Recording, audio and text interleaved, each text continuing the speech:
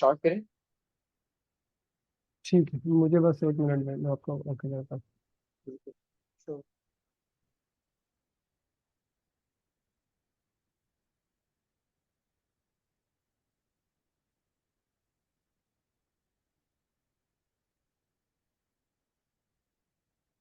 ये भी लाइव में क्लिक करूंगा तो आप लाइव होंगे, तो आप जो भी बोलेंगे फिर लाइव जा रहा है। हम्म, जी का शॉप लाइव है।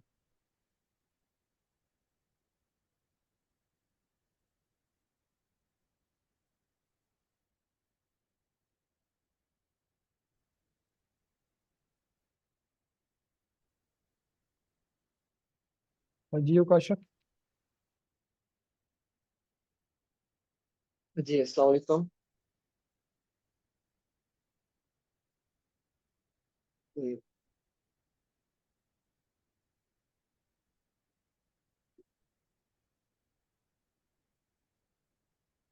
अस्सलाम वालेकुम एवरीवन। अच्छा, आज हमारी लास्ट सेशन में हम जो प्रोजेक्ट बनाने वाले हैं उसका नाम है करेंसी कन्वर्टर।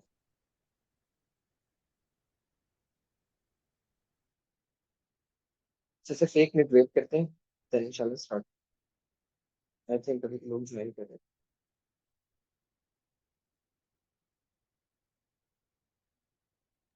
हाँ, जी का शॉप लाइव है। जब तक आप हेलो हाय कर लें और फिर बीच में स्ट्रीम लाइव जाती है तो आप ब्रेक करेंगे, तो वो फिर स्ट्रीम परेशान हो जाए। आप चलें। कंटिन्यू करें इसको, क्या करेंगे। अच्छा, आज का जो हमारा एजेंडा है उसको बनाना है करेंसी कन्वर्टर है। जैसे करेंसी कन्वर्टर ऐप का सबसे पहले हमें कम करते हैं, नक्शा खींचते हैं यहाँ पे, तो हमें करना क्या है? आई थिंक स्क्रीन में से नहीं हो रही।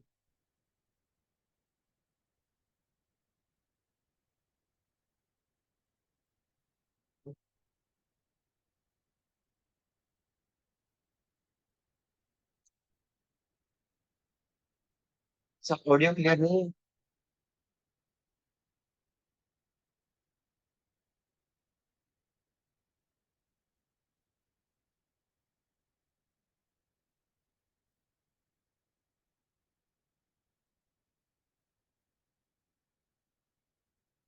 मेरी स्क्रीन विजिबल हो रही है आपके सामने? बता दें, जी मैसेज करते हैं, स्क्रीन शेयर हो रही है?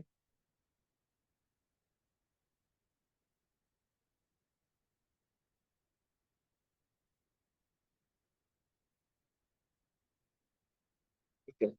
सो एक नक्शा खींचते हैं कि आज हमें बनाना क्या है। बेसिकली हमने बनाना है करेंसी कन्वर्टर है।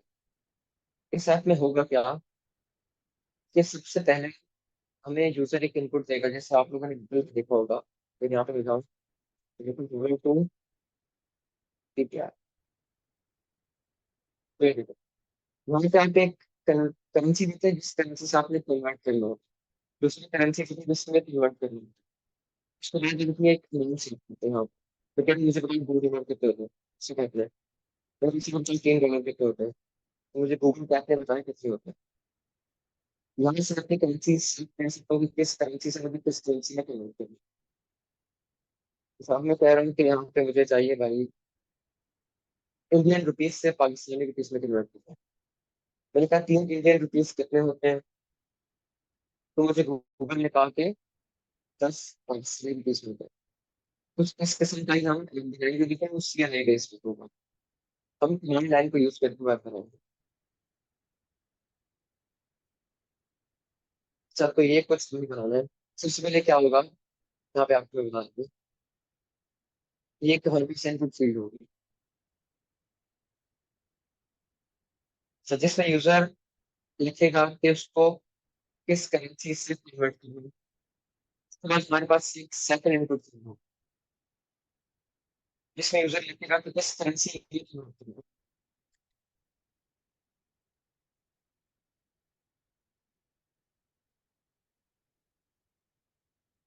तो फिर हमारे पास इनपुट फील्ड होगी जिसमें होगा कि कितने हमें कन्वर्ट करना है। तो फिर क्यों हम इनपुट फील्ड की बेस पे हम काम करेंगे। अच्छा, आज के टॉपिक को, आज के प्रोजेक्ट बनाने से पहले उस टॉपिक्स जिनको कवर करना ज़रूरी है। जो कि हम यूज़ करेंगे आज के प्रोजेक्ट में। जैसे मुझे चैट पे बताइए कितने ऐसे लोग हैं जिनको जावास्क्रिप्ट के ऑब्जेक्ट के बारे में पता नहीं होता?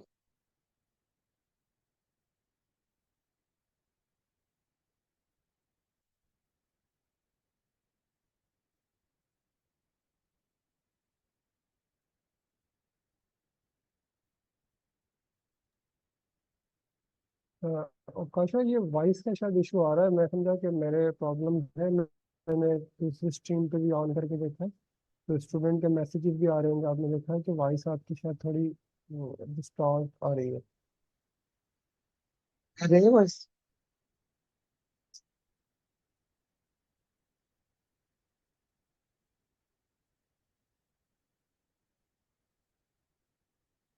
हफ्सा है समझ में अपनी वॉइस मीटिंग में अपना माइक ऑन। हफ्सा मीटिंग में ना वो वॉइस ऑन करे अपना, बताएं कि उनको वॉइस सही आ रही है। अच्छा प्लीज़ अपना माइक ऑन करके बताना वॉइस क्लियर है या नहीं? अच्छा और सर देर कोई नहीं होता है। जी वॉइस नहीं उबैद आ भी। रही, क्लियर नहीं है। ओके, अच्छा उबैद भी क्या है मेरे साथ, उबैद को अनम्यूट कर ग्रुप लेते हैं। ग्रुप में आ रही है क्या? मसला क्या है? Clear। अच्छा उकाशा भाई, आपकी आवाज़ जो है क्लियर नहीं है।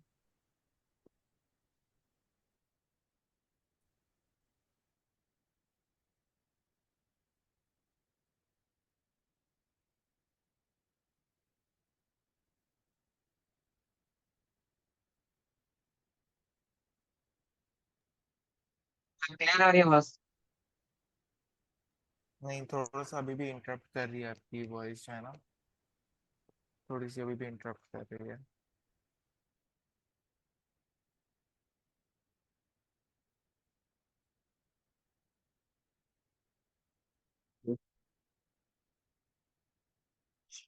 No problem.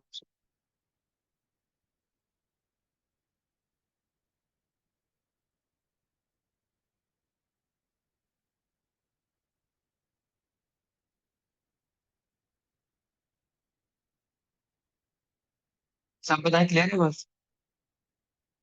ये सब बेहतर है उकाशा भाई। अच्छा मतलब आवाज़ टूट के आ रही है या क्या हो रहा है? नॉइस आ रही है, क्या हो रहा है? यार थोड़ी कट कट के आ रही है और थोड़ा इंटरप्ट भी कर रही है आपकी वॉइस। मेरे ख्याल से हाँ, वाईफाई इशू है या तो थोड़ा सा आपका। नहीं मुझे हैंड फ्री का इशू लग रहा है। ये जो ब्लूटूथ यूज करते हैं मेरे ख्याल में ना आकाशा भाई, हाँ, जी। कोई वाइड वाला लगा ले है ना, और उससे बात करके देखी। वाइड वाला हो कोई अगर रखा हुआ है हैंड फ्री तार वाला, तो भी है। अगर है। अगर मदद तो नहीं मेरे पास थी।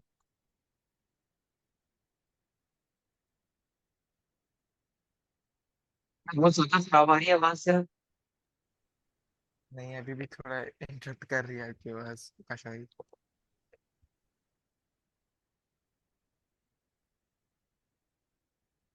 पहले आप थोड़ी देर कोई बात कर रहे हैं, मैं देखूँ आपकी आवाज़ अच्छा जो है। मैसेज चेक करने के लिए।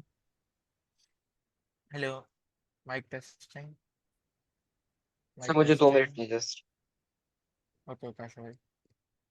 अच्छा, आज के जो हमने प्रोजेक्ट बनाना है वो करेंसी कन्वर्टर हम लोग ने उकाशा भाई ने बनवाना है, जिसमें बेस हमारी कुछ इस टाइप से होगी कि यूजर एक हमारे पास आएगा, वो हमें जो है अपनी सबसे पहले अपनी करेंसी बताएगा कि उसके पास कौन सी करेंसी है। जस्ट लाइक वो हमें बता सकता है कि PKR है, डॉलर है, यूरो है। उसको हम इस तरह से उससे इनपुट लेंगे। वो हमें अपनी करेंसी बताएगा। देन फिर उसके बाद वो हमें अपनी दूसरी करेंसी बताएगा। जस्ट लाइक मुझे PKR से डॉलर में कन्वर्ट कराना है। वो अपनी इस तरह दूसरी करेंसी बताएगा। फर्स्ट करेंसी उसकी वो करेंसी होगी जो उसके पास जिस करेंसी को कन्वर्ट कराना चाह रहा है। दूसरी करेंसी वो होगी जिसमें वो कन्वर्ट कराना चाह रहा है। एंड देन फिर उसके बाद जो है हम उसको कैलकुलेट करेंगे, जो हमारे पास पीछे लॉजिक लगी हुई होगी। जो भी हमारा रेट बनता है, जैसे डॉलर को जो है PKR में कन्वर्ट करेंगे। देन फिर उसके बाद जो है हम उसको जो है अमाउंट उसका जो भी होगा वो उसको शो करा देंगे। क्लियर है? आज का हमारा जो एजेंडा है, जो भी हमारा प्रोजेक्ट है उसका एजेंडा हमारा आप लोग को क्लियर है?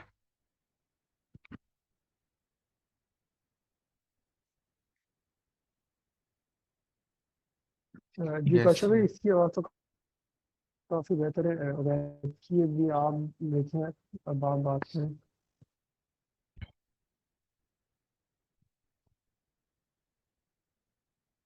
रिपीट कर दें।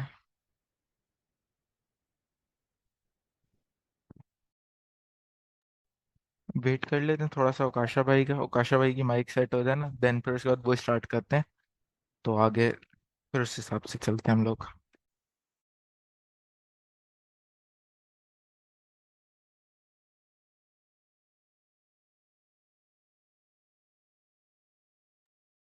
मेरे तो करो आवाज सही आ रही है। थोड़ी बेहतर हुई ओकाशा भाई, अब आपकी आवाज़ थोड़ी सी बेहतर हो गई।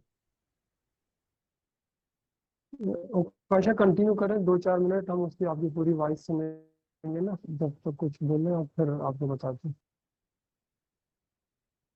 चलिए ठीक है।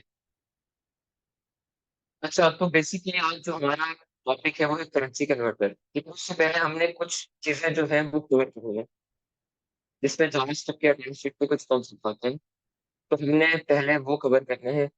उसकी बेस पे हम लोग आगे चीजें लेके चलेंगे। अच्छा, मैंने क्वेश्चन किया था कि कितने लोग हैं जिनको जावास्क्रिप्ट के ऑब्जेक्ट के बारे में पता है।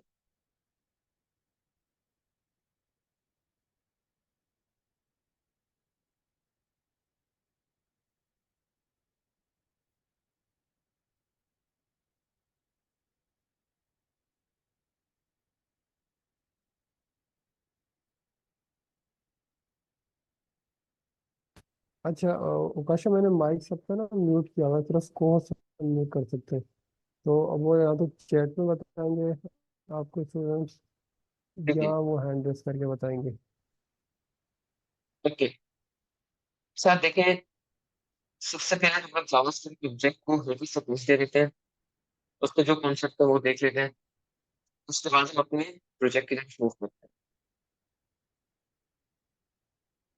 सर हमारे सबसे पहला काम होता है कोई भी प्रोजेक्ट बनाना या फोल्डर क्रिएट करना। तो यहाँ पे आते हैं, सिंपली हम फर्स्ट क्लास में देख के आ रहे हैं। यहाँ पे लिखते हैं करेंसी कन्वर्टर, फोल्डर क्लिक करके इसमें एक बार डिवाइस रिवाइज कर रहा हूँ ईच एंड एवरीथिंग, ताकि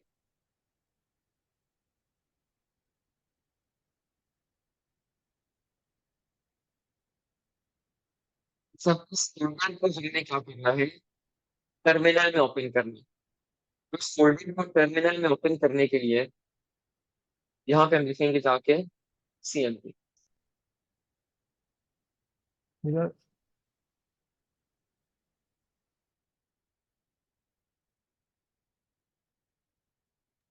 ओकाशा भाई अभी भी आपकी आवाज़ जो है ना क्लियर नहीं आ रही है, चैट भी यही कह रहे हैं। सेकंड सभी फिर एक काम करता हूँ, ये रिमूव भी कर देता हूँ।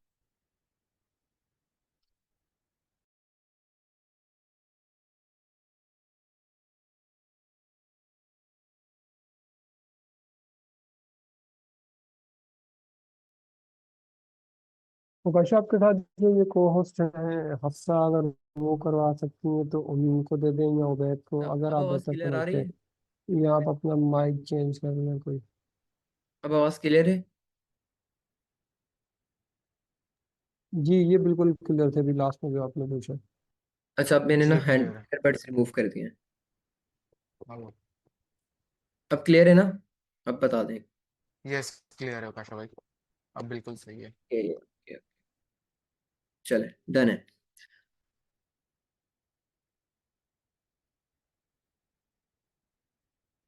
ओके।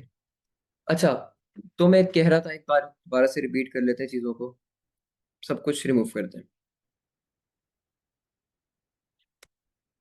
देखिए, हम जब भी टाइप स्क्रिप्ट की बात करते हैं, टाइप स्क्रिप्ट के किसी भी प्रोजेक्ट की बात करते हैं, सबसे पहले हमने बनाना होता है एक फोल्डर।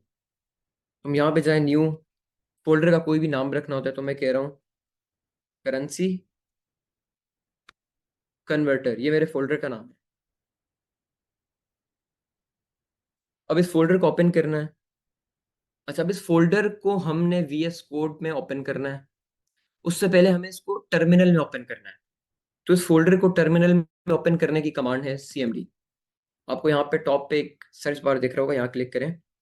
अच्छा, मेरा विंडोज 11 है, किसी का विंडोज 10 होगा, तो सर्च बार हर किसी में सेम होता है। तो आपने यहाँ पे जाना है, ये जो भी टेक्स्ट लिखा हुआ है इसको रिमूव करना है, कट करना है। यहाँ पे लिखना है CMD, इस फोल्डर को टर्मिनल में ओपन करो। अच्छा, मैं साथ साथ चैट भी देख रहा हूँ, तो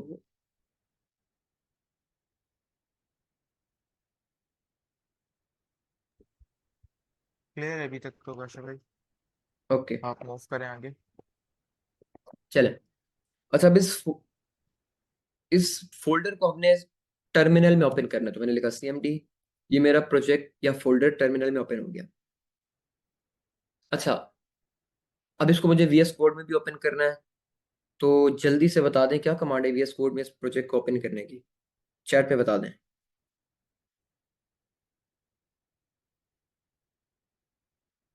code space dot. Code space dot का क्या क्या करता है कि आपकी करंट डायरेक्टरी या करंट फोल्डर जो भी इस टर्मिनल में ओपन है उसको VS कोड में ओपन कर देता है। तो हमने ये कमांड लिखी, तो हमारा ये वाला प्रोजेक्ट या फोल्डर VS कोड में ओपन हो गया। अच्छा, अभी तक क्लियर है सब चीजें? ये तो बिल्कुल बेसिक चीजें हैं, हम स्टार्ट से लेते हुए चल रहे हैं। अच्छा, अब मुझे कुछ कॉन्फ़िगरेशन फाइल बनानी है। सबसे पहले मैं चाह रहा हूँ, ये मैं सारा सेटअप अभी कर रहा हूँ, प्रोजेक्ट सेटअप, ताकि इसके बाद हम चीज़ों को फर्दर मूव करेंगे। एंड आई होप कि ये वाले सेटअप आपने पहले भी जितने प्रोजेक्ट्स वगैरह बने हैं उसमें भी किए होंगे। तो कॉन्फ़िगरेशन फाइल मैं स्टार्ट में बना लेता हूँ। टाइप स्क्रिप्ट की कॉन्फ़िगरेशन फाइल बनानी है, क्या कमांड है?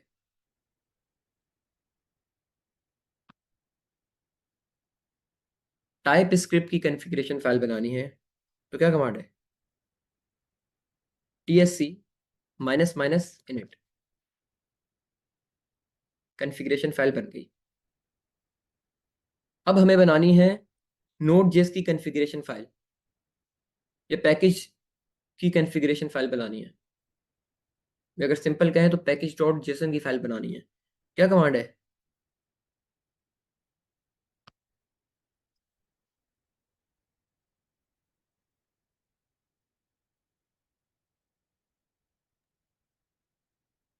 npm init। अच्छा, अब npm init के साथ सबसे पहले तो npm init लिख के देखते हैं। कुछ क्वेश्चन पूछेगा हमारे से कि आपने जो प्रोजेक्ट बना रहे हैं Node.js का प्रोजेक्ट, उसकी कुछ कॉन्फ़िगरेशन सेट कर दें।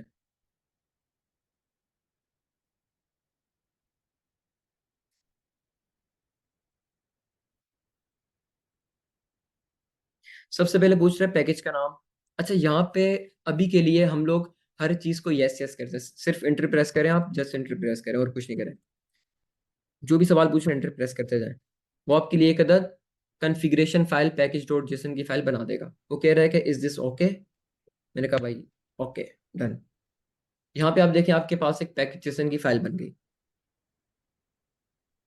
नहीं नहीं काशा अब भाई, ये दो ये फाइल्स बहुत लंबा नहीं हो गया कि हम एंटर एंटर एंटर एंटर करे जा रहे हैं? ये थोड़ा अच्छा, लंबा लंबा हो तरीका नहीं गया, हो गया? चलो डिलीट करते हैं इसको, कुछ और शॉर्टकट देखते हैं, डिलीट ठीक करते है, हैं। हर जगह शॉर्टकट चाहिए होता है ना हमें, टाइम हाँ वेस्ट बिल्कुल, नहीं कर सकते हम। बिल्कुल। मैंने फाइल डिलीट कर दी पैकेज जेसन की। अब मुझे इसके सवालों के जवाब नहीं देने, मैं चाह रहा हूँ एक ऐसी कमांड लिखूं जिससे ये मुझे खुद बना दे। npm init तक तो पहले वाली कमांड मैंने लिखा, npm init आगे स्पेस, आगे मैंने कहा -5। इसका मतलब है कि आप जो भी सवाल पूछ रहे हो सबको यस ही कंसिडर करो। जितने भी आपने मेरे से सवाल पूछे थे उसको सबको यस कंसिडर करके पैकेजेसन की फाइल बना। मैंने कहा ठीक है, ये देखें बगैर कोई सवाल पूछे type script sorry package dot JSON की फाइल मेरे लिए बन गई। जो काम पहले पैकेज जेसन में था सेम काम यहाँ पे। अच्छा, अब हमने दो फाइल्स अपनी बना ली। अब हमारा मेन काम है कोडिंग करना। क्या मेन काम है? कोडिंग करना। कोडिंग करने के लिए क्या करते हैं हम लोग? एक अदद फाइल क्रिएट करते हैं। और फाइल क्रिएट करने के लिए आप लोग देख लेना, यहाँ पे दो आपको 4 बटन दिख रहे हैं टोटली, जिसमें से एक है न्यू फोल्डर का और एक है न्यू फाइल का। हमने न्यू फाइल क्रिएट करनी है, ना कि फोल्डर। तो आप इस पे क्लिक करेंगे, यहाँ पे आप कुछ भी नाम रख लें, मैंने कहा index dot T S. Dot T S का मतलब मेरी फाइल का नाम, सॉरी, डॉट टी एस का मतलब एक्सटेंशन टाइप स्क्रिप्ट की। इंडेक्स मेरी फाइल का नाम, आगे डॉट टी एस का मतलब टाइप स्क्रिप्ट की फाइल बनने जा रही है। मैंने कहा बना दो, उसने कहा ठीक है। अच्छा, यहाँ पे कितने ऐसे लोग हैं, मुझे एक चीज बताएं, जिनको पता है कि वेरिएबल में हम क्या स्टोर करते हैं और हमारे पास एरेज क्या होती हैं। ज्यादा डेप्थ में जाने की जरूरत नहीं है, थोड़ा बहुत पता हो कि ये चीजें क्या होती हैं। कितनों को पता है कि एरे क्या होता है और वेरिएबल क्या होता है? Data, okay. तकरीबन सबको ही पता है कि वेरिएबल क्या होता है। एरे का मोस्ट प्रोबेबली 60-70% लोगों को पता होगा। ओके, अच्छा। अब यहाँ पे जो सबसे समझने वाली चीज है वो ये है कि हम वेरिएबल बनाते क्यों हैं। वेरिएबल बनाने का फायदा होता है कि हम अपने डेटा को वेरिएबल के अंदर स्टोर करें। सबसे पहला और बेहतरीन फायदा वेरिएबल बनाने का क्या है कि हम अपने डेटा को वेरिएबल में स्टोर करें। अब यहाँ पे जो टर्म आई ना डेटा, अब सारा गेम उसका है।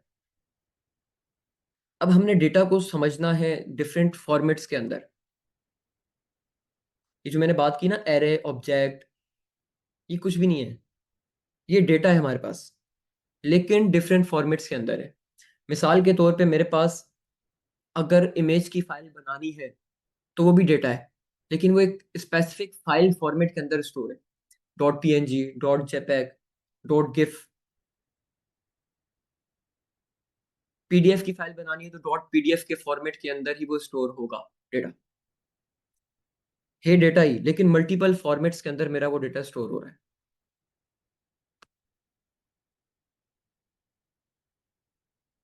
अच्छा, कुछ लोग कह रहे हैं कि वॉइस अभी भी क्लियर नहीं है, तो बता दें।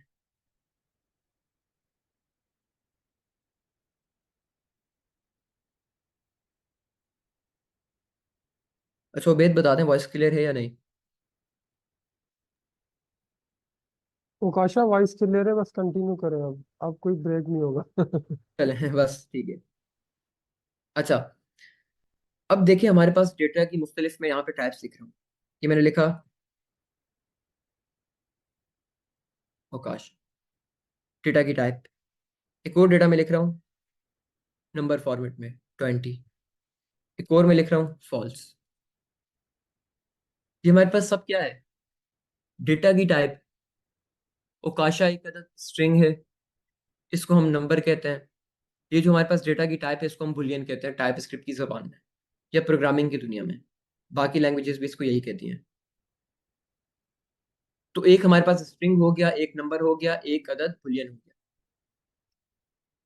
अब इस डेटा को अगर मैं एक वेरिएबल बना के स्टोर कर दूं, मैंने लिखा let my name is equal to, let my name is equal to Prakash. ये मैंने एक वेरिएबल बना के उसके अंदर एक डेटा स्टोर कर दिया स्ट्रिंग टाइप का। तो ये हमारे पास डेटा है। क्या डेटा है? ये नाम, इसको मैंने वेरिएबल में स्टोर कर दिया। अच्छा, अब आप लोगों ने अगर इंक्वायरर यूज किया है तो आप लोगों को एरे के बारे में भी पता होगा। ये लास्ट जो हमारा प्रोजेक्ट था, I think to do app था, तो टू डू ऐप के अंदर भी आप लोगों ने एरे को वाइडली यूज किया है। एरे क्या होता है? जब भी हमारे पास कोई ऐसा केस आ जाए कि हमें एक ही टाइप का डेटा, मिसाल के तौर पे एक ही तरीके का डेटा, उसको स्टोर करना। फॉर एग्जाम्पल, मेरी एक क्लास है, क्लास के अंदर मल्टीपल स्टूडेंट्स बैठे हैं। अब मुझे हर स्टूडेंट का नाम स्टोर करना है। पहला तरीका तो ये कि let student 1 is equal to Ali, let student 2 is equal to Umar, let student 3 is equal to Aamir, कुछ भी, वट जो भी नाम है। अब मुझे स्टूडेंट का डेटा स्टोर करना है। स्टूडेंट्स के लिए मैं कुछ एप्लीकेशन बना रहा हूँ क्लास के लिए। तो स्टूडेंट्स का डेटा मैंने इस तरीके से स्टोर कर लिया। एक तरीका ये था कि हर स्टूडेंट के लिए वेरिएबल बनाते जाओ। अब कितने वेरिएबल बनाऊंगा भाई मैं? कितने वेरिएबल बनाऊंगा? जितने स्टूडेंट होंगे, अगर कोई एडिशन स्टूडेंट आएगा तो उसके लिए अलग वेरिएबल बनाओ। तो ये मेरा कोड बिल्कुल देखने में भी गंदा हो जाएगा। कितने सारे वेरिएबल्स बनाए हुए हैं आपने।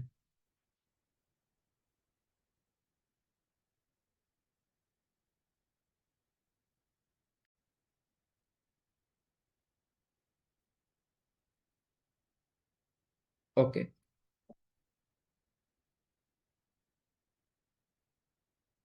अच्छा स्क्रीन जूम कर दूं तो कर देते हैं। आई होप अब क्लियर होगी।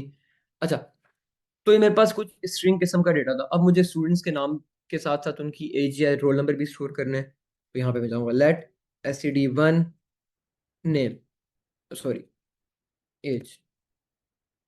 अब मैं इनके नाम के साथ साथ इनकी एज भी स्टोर करूंगा। Let std2 age. तो मुझे इस तरीके से काम करना पड़ेगा अगर हम सिर्फ और सिर्फ सिंगल वेरिएबल के अंदर सिंगल किस्म का डेटा स्टोर करने के लिए जो भी हमारा कॉन्सेप्ट है उसको लेके चले। ये तरीका हमारे पास उस वक्त तक सही है जब तक हमारे पास कोई एक किस्म का डेटा हो। मिसाल के तौर पे पाई की वैल्यू स्टोर करनी है, हमारी एप्लीकेशन में यूजर का नाम स्टोर करना है, हमारी एप्लीकेशन के अंदर कुछ ऐसा काम करना है जो कि एक से दो बार हो रहा हो। मिसाल के तौर पे एक थीम का कलर स्टोर करना है, थीम के कलर के साथ साथ फॉन्ट साइज स्टोर करना है। तो इस काम के लिए तो हमारे पास इस किस्म के डेटा बेहतरीन है। इस किस्म के डेटा को यूज करो और स्टोर कर लो। लेकिन अब मेरे पास, जैसे मैंने बात की कि मुझे मल्टीपल स्टूडेंट्स का नाम स्टोर करना है, उसके लिए मेरे पास सिंपल डेटा वेरिएबल्स में स्टोर करना ये अप्रोच बेहतर नहीं है। तो उसके लिए हम सेकंड डेटा टाइप को देखते हैं कि एक अलग डेटा टाइप है हमारे पास। नंबर, स्ट्रिंग, बुलियन, इनको हमने देख लिया। अब एक अलग डेटा टाइप है जिसको हम कहते हैं एरे। एरे बना के मल्टीपल स्टूडेंट्स का डेटा स्टोर कर लो। अच्छा, अब एरे बनाने के लिए हमें क्या करना पड़ेगा? सबसे पहले लगाने होंगे दो स्क्वायर ब्रैकेट। स्क्वायर ब्रैकेट का मतलब कि अब आपका एरे की बाउंड्री शुरू होगी। अब इन स्क्वायर ब्रैकेट के बीच में आप मल्टीपल स्टूडेंट्स के नाम स्टोर कर सकते हैं।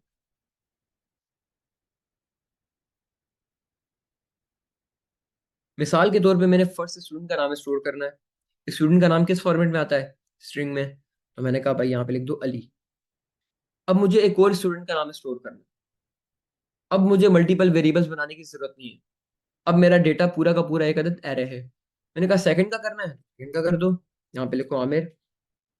अब मजे की बात यह है कि जब भी हम एरे के अंदर बात करते हैं, एरे के एलिमेंट्स या एरे के अंदर जितनी भी हम चीजें स्टोर कर रहे हैं, उनको हमें हमेशा सेपरेट करना होता है कॉमा से।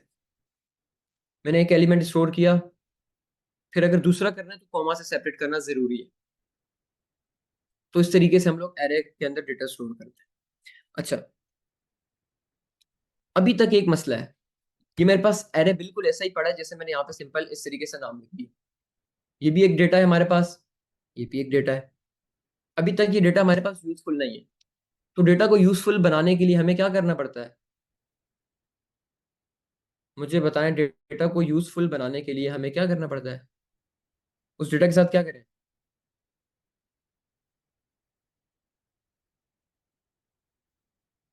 स्टोर कर दें। कहाँ पे? वेरिएबल्स के अंदर। इस डेटा को हम वेरिएबल में स्टोर कर देते हैं। मैंने कहा लेट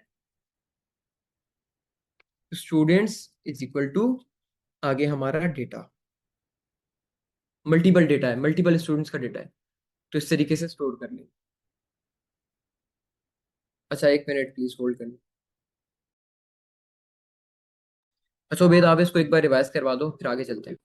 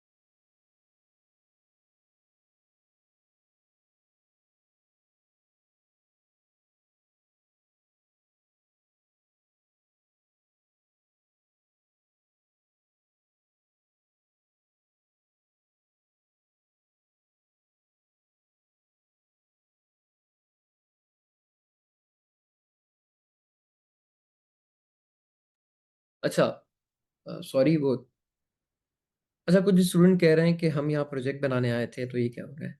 अच्छा देखिए, मैं जस्ट कुछ चीज़ें रिवाइज कर रहा हूँ, और एक ऑब्जेक्ट का नया टॉपिक है, उसको कवर करके देन इंशाल्लाह हम प्रोजेक्ट ही बनाएंगे। इन चीज़ों को हम जल्दी से वाइंड अप कर रहे हैं। अच्छा, तो ये हमारे पास एक किस्म का डेटा था कि अगर मुझे मल्टीपल स्टूडेंट्स के नाम स्टोर करने हैं, तो मैं इस तरीके से एरे बना के कर लूंगा। और आप लोगों को पता है कि एरे की प्रॉपर्टीज को गेट कैसे करते हैं? स्टूडेंट्स और आगे उसका इंडेक्स नंबर, स्टूडेंट्स आगे उसका इंडेक्स नंबर।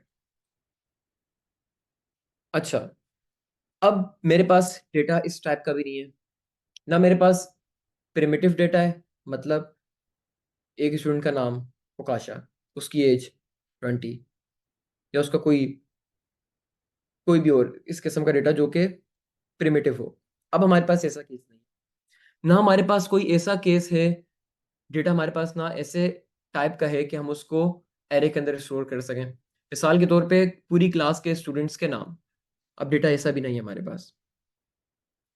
मतलब ना हम सिंपल ऐसे स्ट्रिंग वगैरह यूज कर सकते हैं, ना हम लोग एरे को यूज कर सकते हैं, तो क्या यूज करें? अब हमारे पास जो डेटा है, उसमें हमें एक स्टूडेंट का नाम भी स्टोर करना है, उसकी एज भी स्टोर करनी है, उसका रोल नंबर भी स्टोर करना है, उसके ग्रेड भी स्टोर करने हैं। तो अब हम क्या करें? हमने एक चीज पढ़ी थी कि हम इस तरीके से नहीं करेंगे, बिल्कुल ये बेस्ट अप्रोच नहीं है। लेट स्टूडेंट वन नेम, फिर लेट स्टूडेंट वन एज, ये तरीका था, हम इस तरीके से नहीं करेंगे। तो फिर क्या करें? इस प्रॉब्लम को सॉल्व करने के लिए हमारे पास जो भी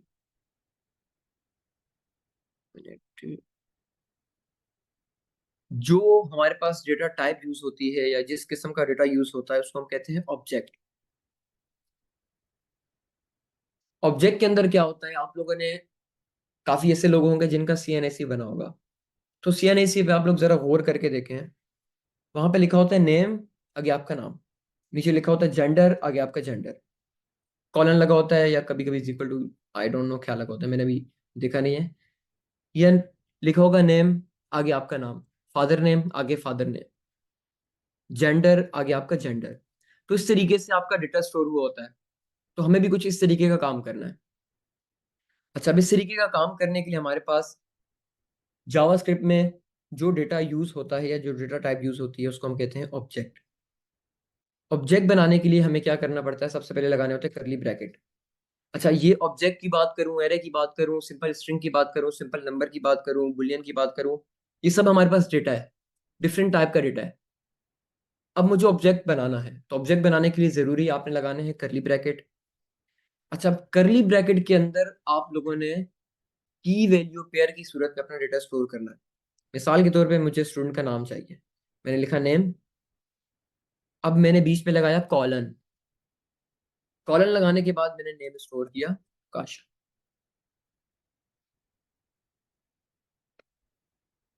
अच्छा, इसको हम कहते हैं ऑब्जेक्ट की एक अदद प्रॉपर्टी। मैंने ऑब्जेक्ट की एक प्रॉपर्टी बना ली, जिसके अंदर की है नेम और वैल्यू है काशा। की वैल्यू को सेपरेट करने के लिए बीच में हमने लगा दिया कॉलन। अब मुझे मल्टीपल वैल्यूज स्टोर करनी है, या मल्टीपल प्रॉपर्टीज स्टोर करनी है, तो मैंने कहा भाई बीच में लगाओ कॉमा, आगे चलो, क्या स्टोर करना है? मैंने कहा नेम, एज स्टोर करना है। तो यहाँ पे मैंने लिखा एज, कॉलन लगाया, आगे मैंने अपनी एज लिखी। अच्छा, अभी एक एरर आएगा, उसको हम देखते हैं बाद में, अभी के लिए इसको देखें जस्ट। मैंने लिखा नेम, नेम स्टोर कर दिया। अच्छा, अब ये भी हमारे पास एक किस्म का डेटा ही है। इस डेटा को यूजफुल बनाने के लिए क्या करना पड़ेगा? डेटा को यूजफुल बनाने के लिए हमें क्या करना पड़ता है? इस डेटा के साथ क्या करना पड़ेगा?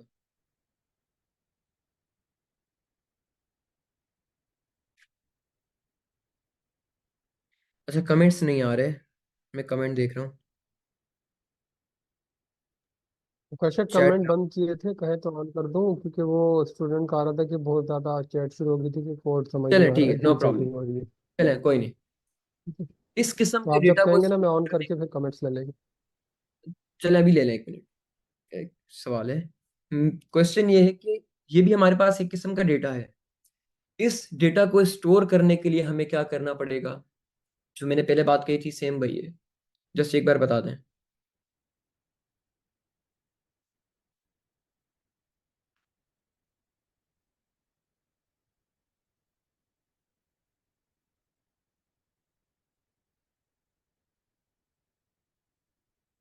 अच्छा कमेंट्स नहीं आ रहे तो चले, कोई नहीं। इस डेटा को स्टोर करने के लिए भी हमें कोई भी वेरिएबल चाहिए। वेरिएबल बनाना बहुत सिंपल है, लेट स्टूडेंट, वेरिएबल का नाम कुछ भी रख ले, मैंने लिखा है student data is equal to के बाद हम स्टोर करते हैं कोई भी डेटा, किसी भी किस्म का डेटा। तो इस केस में मैंने अपना डेटा स्टोर कर दिया पूरा का पूरा ऑब्जेक्ट। ये मेरा पूरा का पूरा ऑब्जेक्ट एक किस्म का डेटा है, तो मैंने पूरा का पूरा ऑब्जेक्ट स्टोर कर दिया। जहां तक क्लियर है कि ऑब्जेक्ट क्या होते हैं, क्योंकि हम ऑब्जेक्ट को यूज करेंगे।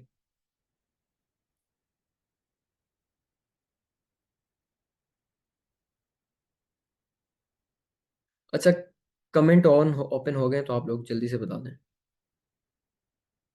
ओके, ऑब्जेक्ट बनाया हमने, ऑब्जेक्ट को डेटा के अंदर वेरिएबल के अंदर स्टोर कर लिया ताकि ऑब्जेक्ट हमारे पास यूज हो सके।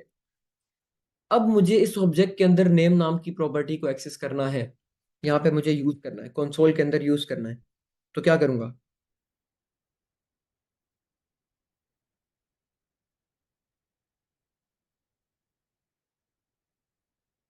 ऑब्जेक्ट की नेम नाम की प्रॉपर्टी को मैंने यूज करना है।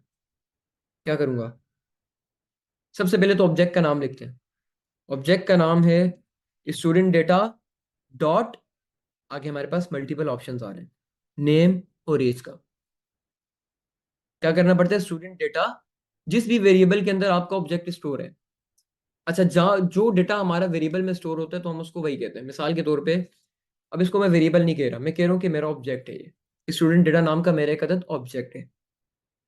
अगर इसके अंदर कोई भी एरे स्टोर हुई होती तो मैं कहता कि स्टूडेंट डेटा नाम की एक अदद एरे है। अब यहाँ पे स्टूडेंट डेटा नाम का जो भी ऑब्जेक्ट है उसकी नेम नाम की प्रॉपर्टी को एक्सेस करना है। तो उसका सिंपल तरीका है कि आप स्टूडेंट डेटा लिखें, यानी ऑब्जेक्ट का नाम, उसके साथ लगाएं डॉट। डॉट के आगे आप उसकी कोई भी प्रॉपर्टी को लिख सकते हैं। मुझे यहाँ पे एक्सेस करना है नेम को, तो मैंने कहा अब student data dot name. Student data variable का नाम है या ऑब्जेक्ट का नाम है, आगे डॉट नेम। डॉट नेम का मतलब कि नेम नाम की प्रॉपर्टी को उठा के यहाँ पे ले आओ।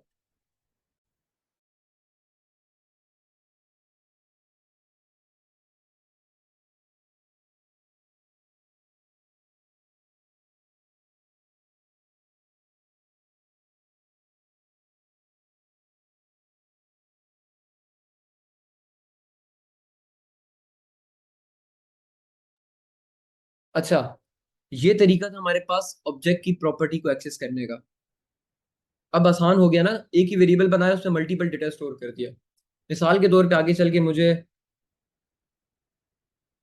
रोल नंबर भी स्टोर करना है, तो मैंने लिखा रोल नंबर, कॉलन लगाया, आगे मैंने लिखा ABC 1234, ये मेरा रोल नंबर है, इसको भी स्टोर कर दिया। अब कुछ और आगे चल के एड्रेस स्टोर करना है, तो मैंने लगाया कॉमा, आगे चल के मैंने लिखा यहाँ पे न्यू प्रॉपर्टीज ऐड कर रहा हूँ मैंने लिखा कराची।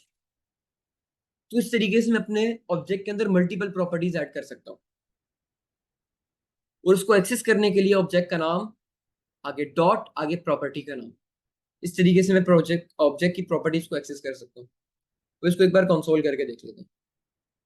सबसे पहला काम है हमारा इस फाइल को जावास्क्रिप्ट के अंदर कन्वर्ट करना। तो उसकी कमांड है TSC, आगे फाइल का नाम index.ts।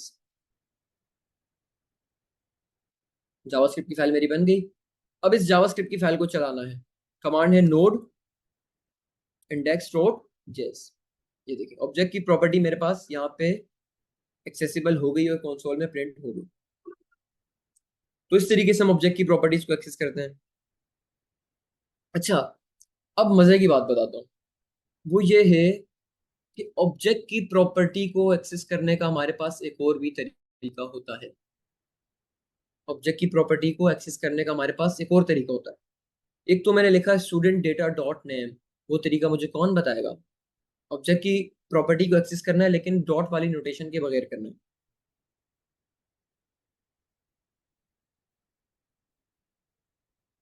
डॉट नहीं यूज करना।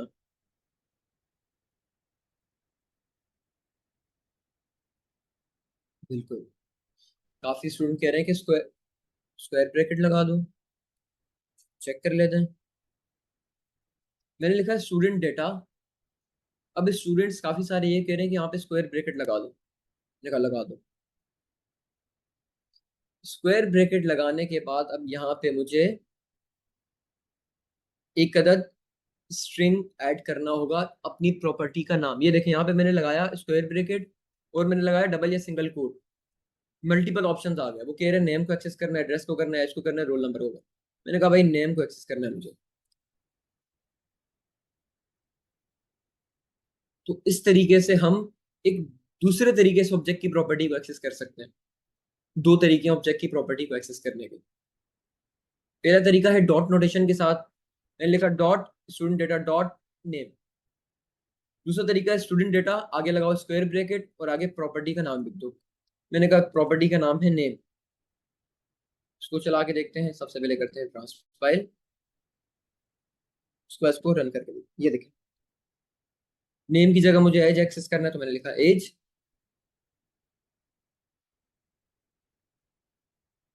एज भी इस तरीके से एक्सेसिबल हो गई। अब मेरा यहाँ पे एक सवाल है। अच्छा, ये चीजें मैं जो बता रहा हूँ ये प्रोजेक्ट के अंदर यूज होंगी आगे चल के। अब जो हम प्रोजेक्ट बनाएंगे, ये वाला तरीका हम क्यों यूज कर रहे हैं? जब हमारे पास डॉट की नोटेशन के साथ ऑब्जेक्ट की प्रॉपर्टी एक्सेस करने का एक तरीका मौजूद है, तो ये वाला तरीका यूज करने का क्या फायदा है? डॉट लगा के कर दें। डॉट वाली आसान है ना, डॉट लगाएं वो आपको बता देगा। अच्छा, यहाँ पे किसी ने कहा है कि डायनेमिक वैल्यू को अगर करना हो, ये क्या बात कर दी किसी ने? ये किसी ने क्या बात कर दी कि डायनेमिक वैल्यू को स्टोर करना, एक्सेस करना? मिसाल के तौर पे हमें किसी भी ऑब्जेक्ट की डायनेमिक प्रॉपर्टी को एक्सेस करना है अगर, तो डायनेमिक से मुराद मेरे पास एक अदद ये वेरिएबल है, लेट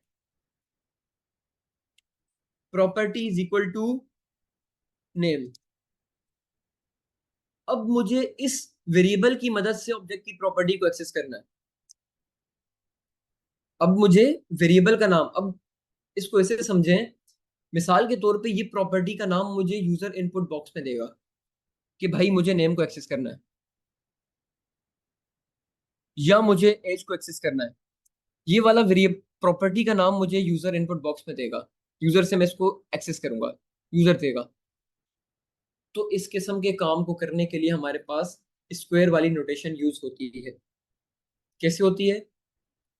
अब यहाँ पे मुझे प्रॉपर्टी को एक्सेस करना है। अब यहाँ पे अगर मैं लिखूं स्टूडेंट डेटा डॉट प्रॉपर्टी, तो इस तरीके से तो मैं एक्सेस नहीं कर सकता भाई, क्योंकि डॉट प्रॉपर्टी अगर मैं लिखूंगा तो वो यहाँ पे इस ऑब्जेक्ट के अंदर डॉट प्रॉपर्टी को चेक करेगा। वो कहेगा कि प्रॉपर्टी नाम की कोई भी यहाँ पे प्रॉपर्टी पड़ी हुई है, ऐसे वो इस तरीके से चेक करेगा। लेकिन इस केस में हमारे पास प्रॉपर्टी नाम की कोई भी प्रॉपर्टी नहीं पड़ी हुई,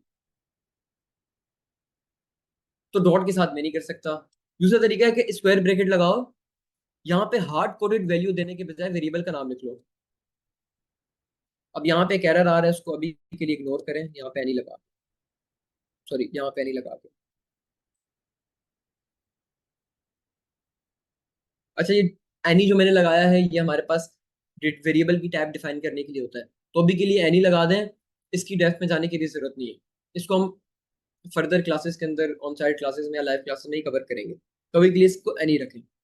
एनी का मतलब कि कुछ भी हो सकता है। अब मैंने अपनी वेरिएबल ऑब्जेक्ट की प्रॉपर्टी को एक्सेस करने का तरीका कर दिया थोड़ा सा डायनेमिक। डायनेमिक से मुराद, अब इसको चला के देखते हैं। चला के देखेंगे क्या प्रिंट होगा। क्या प्रिंट हुआ? उकाशा। अब इसको मैं चेंज करके मैं कर रहा हूँ, मुझे एज को एक्सेस करना है तो इसको चेंज करके मैंने एज लिख दिया, तो एज प्रिंट हो गई। इसी तरीके से डायनेमिकली अब मैं ऑब्जेक्ट की प्रॉपर्टी को एक्सेस कर सकता हूँ। जरूरी नहीं है कि ये वैल्यू यहाँ पे हार्ड कोडेड हो। ये वैल्यू यूजर मुझे इनपुट बॉक्स में भी दे सकता है कि मुझे एज को एक्सेस करना है, नेम को करना है, रोल नंबर करना है, एड्रेस करना है। तो इस काम के लिए हम लोग डॉट वाली नोटेशन की बजाय स्क्वायर वाली नोटेशन को यूज करते हैं ऑब्जेक्ट की प्रॉपर्टी को एक्सेस करने के लिए। यहां तक क्लियर है तो बताएं, फिर हम आगे अपने प्रोजेक्ट की तरफ चलते हैं।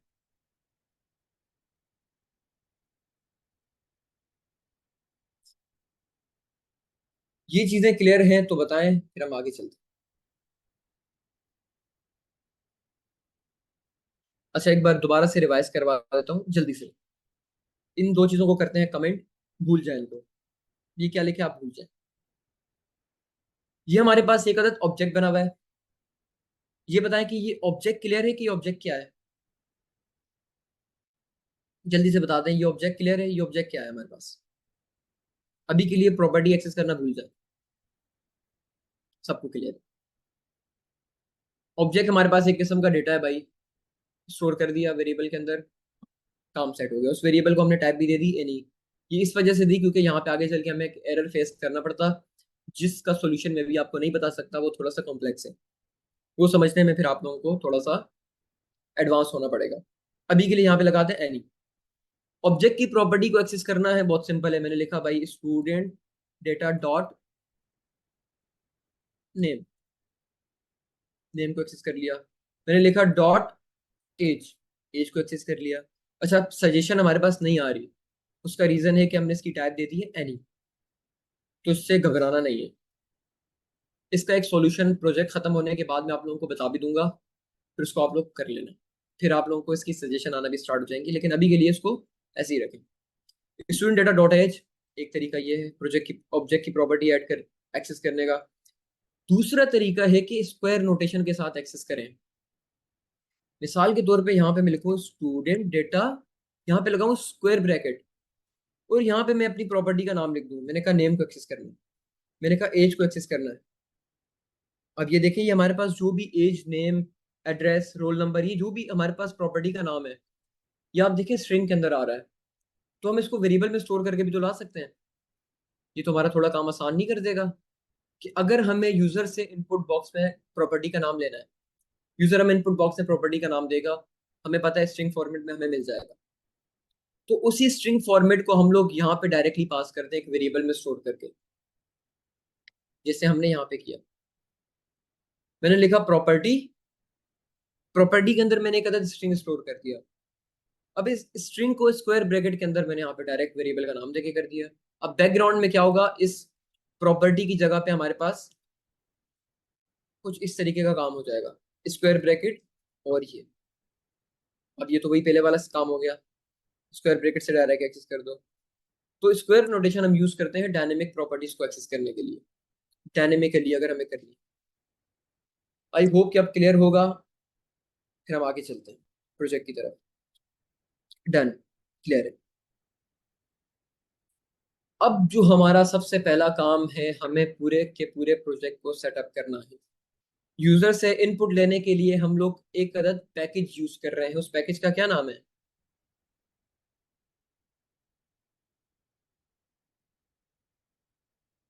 पैकेज का नाम है इंक्वायरर। अच्छा, अब इंक्वायरर को इंस्टॉल करने की कमांड क्या है हमारे पास? आप लोग अपने प्रोजेक्ट के अंदर आए, टर्मिनल में। अगर कमांड नहीं याद आ रही, जहन में नहीं बैठ रही, तो यहाँ पे जाएं, यहाँ पे लिखें इंक्वायरर npm। फर्स्ट वाले लिंक पे क्लिक करें। यहाँ पे आपके सामने एक कदर पैकेज मैनेजर खुल गया npm करके। यहाँ पे जो कमांड है npm i इंक्वायरर। अच्छा, इंक्वायरर की मैं डिटेल में नहीं जा रहा क्योंकि ये फर्स्ट प्रोजेक्ट से ही हम यूज करते हुए आ रहे हैं। तो यहाँ पे सिंपल एक बटन पे क्लिक कर दें, इसको वो आपको कॉपी कर देगा। कॉपी करने के बाद आए कमांड प्रॉम्प्ट के अंदर, यहाँ पे लिखें npm i इंक्वायरर, या कॉपी पेस्ट करते हैं कमांड। npm i लिखें, npm इंस्टॉल लिखें, बात एक ही है।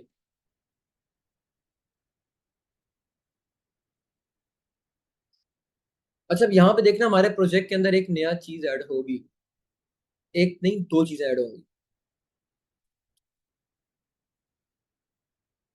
वो कह रहे हैं कि फाउंड जीरो वल्नरेबिलिटीज, एडिट इतने पैकेज, उसने हमारे पास पैकेज ऐड कर दिया। अगर कोई एरर होता तो यहाँ पे एरर दिख जाता। अच्छा जी, अब हमारे पास कुछ एक्स्ट्रा चीजें हमारे प्रोजेक्ट के अंदर ऐड हुई हैं। एक है पैकेज लॉग डॉट जेसन, इसको अभी इग्नोर करें, इसको भूल जाए अभी। अभी के लिए देखिए नोड मॉड्यूल क्या है। इंक्वायरर जो हमने पैकेज इंस्टॉल किया है, ये हमारे पास एक बना बनाया कोड है, बना बनाया फंक्शन है, ऐसा समझें। इस फंक्शन को हमने जस्ट यूज करना है। तो जो फंक्शन का कोड है वो सारा हमारे नोड मॉड्यूल के फोल्डर के अंदर आ जाता है। अब इंक्वायरर बैकग्राउंड में पता नहीं क्या क्या यूज कर रहा है, कितने फंक्शन बने हुए हैं, कितना सारा कोड हुआ हुआ है, वो सारा का सारा कोड हमारे पास इंस्टॉल हो गया नोड मॉड्यूल के फोल्डर के अंदर। तो ये हमारे पास पैकेज इंस्टॉल करने के बाद नोड मॉड्यूल का फोल्डर भी खुद से आ जाएगा। अच्छा जी, नोड मॉड्यूल का फोल्डर भी आ गया, मतलब हमारे पास इंक्वायरर का पैकेज इंस्टॉल हो गया। अब इंक्वायरर को मुझे यहाँ पे करना है इंपोर्ट।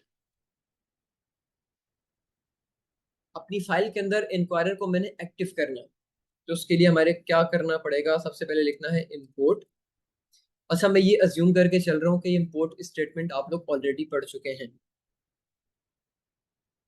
तो अज्यूम मैं सही कर रहा हूँ या गलत कर रहा हूँ?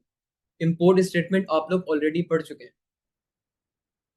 वरना इसकी डिटेल में जाएंगे तो फिर और कॉन्सेप्ट निकलेंगे। आई होप कि क्लियर होगा इंपोर्ट स्टेटमेंट। डन है, आगे चलते हैं। हमने लिखा इंपोर्ट, उसके बाद हमने लिखा अपना कोई भी नाम। मैंने लिखा इंक्वायरर, फिर मैंने लिखा फ्रॉम, कहाँ से इंपोर्ट करना है। यहाँ पे मैंने अपना पाथ दे दिया।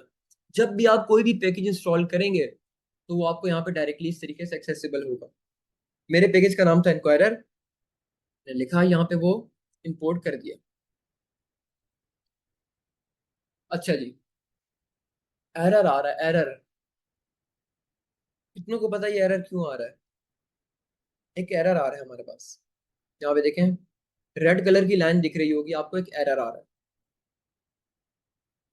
वो एरर इस वजह से आ रहा है कि टाइप स्क्रिप्ट कह रहा है कि भाई आपने इंक्वायरर पैकेज तो इंस्टॉल कर दिया, लेकिन मुझे टाइप्स भी चाहिए होंगी, क्योंकि मेरे आने का मकसद ही ये था कि मुझे टाइप्स चाहिए, वेरिएबल्स की, डेटा की टाइप चाहिए, हर चीज़ की टाइप चाहिए।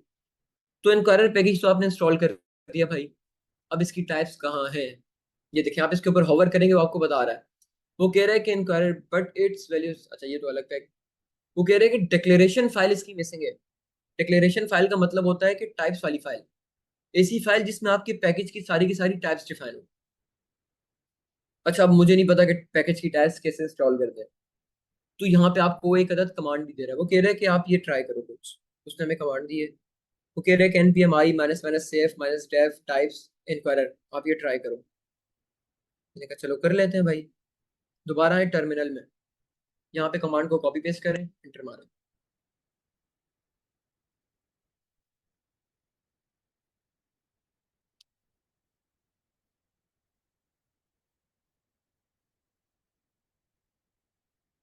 ओके, सेम हमारे पास जिससे ऊपर हुआ था सेम काम यहाँ पे हुआ, पैकेज हमारे पास इंस्टॉल हो गया। और पैकेज के साथ साथ आप देखें यहाँ पे रेड लाइन भी चली गई, क्योंकि अब टाइप स्क्रिप्ट को हमारी सारी की सारी पैकेज की टाइप्स मिल गई। हमने अभी अभी अभी इंस्टॉल किया, तो हमें मिल गई सारी की सारी। अच्छा, अब एक और चीज, ये जो हमने पैकेजेस इंस्टॉल किए हैं, इसका कोड हमारा सारा का सारा जाएगा नोड मॉड्यूल के फोल्डर में। और हमारे पास इन पैकेज की एक अदद रजिस्ट्री, कि हमारे पास पैकेज कौन सा इंस्टॉल हुआ है, किस वर्जन के साथ इंस्टॉल हुआ है, ये हमें सारा का सारा मिलेगा पैकेज जेसन की फाइल के अंदर। ये देखें, यहाँ पे आपको वो बता रहा है पैकेज जेसन की फाइल में कि भैया अभी अभी आपने एक अदद इनक्वायरर नाम का पैकेज इंस्टॉल किया है जिसका वर्जन ये है। उसके साथ साथ एक और डेव डिपेंडेंसीज करके एक अदद ऑब्जेक्ट की प्रॉपर्टी है, वहां पे हमें बता रहा है कि आपने अभी एक अदद टाइप्स ऑफ इनक्वायरर भी इंस्टॉल किए हैं जिसका वर्जन ये है।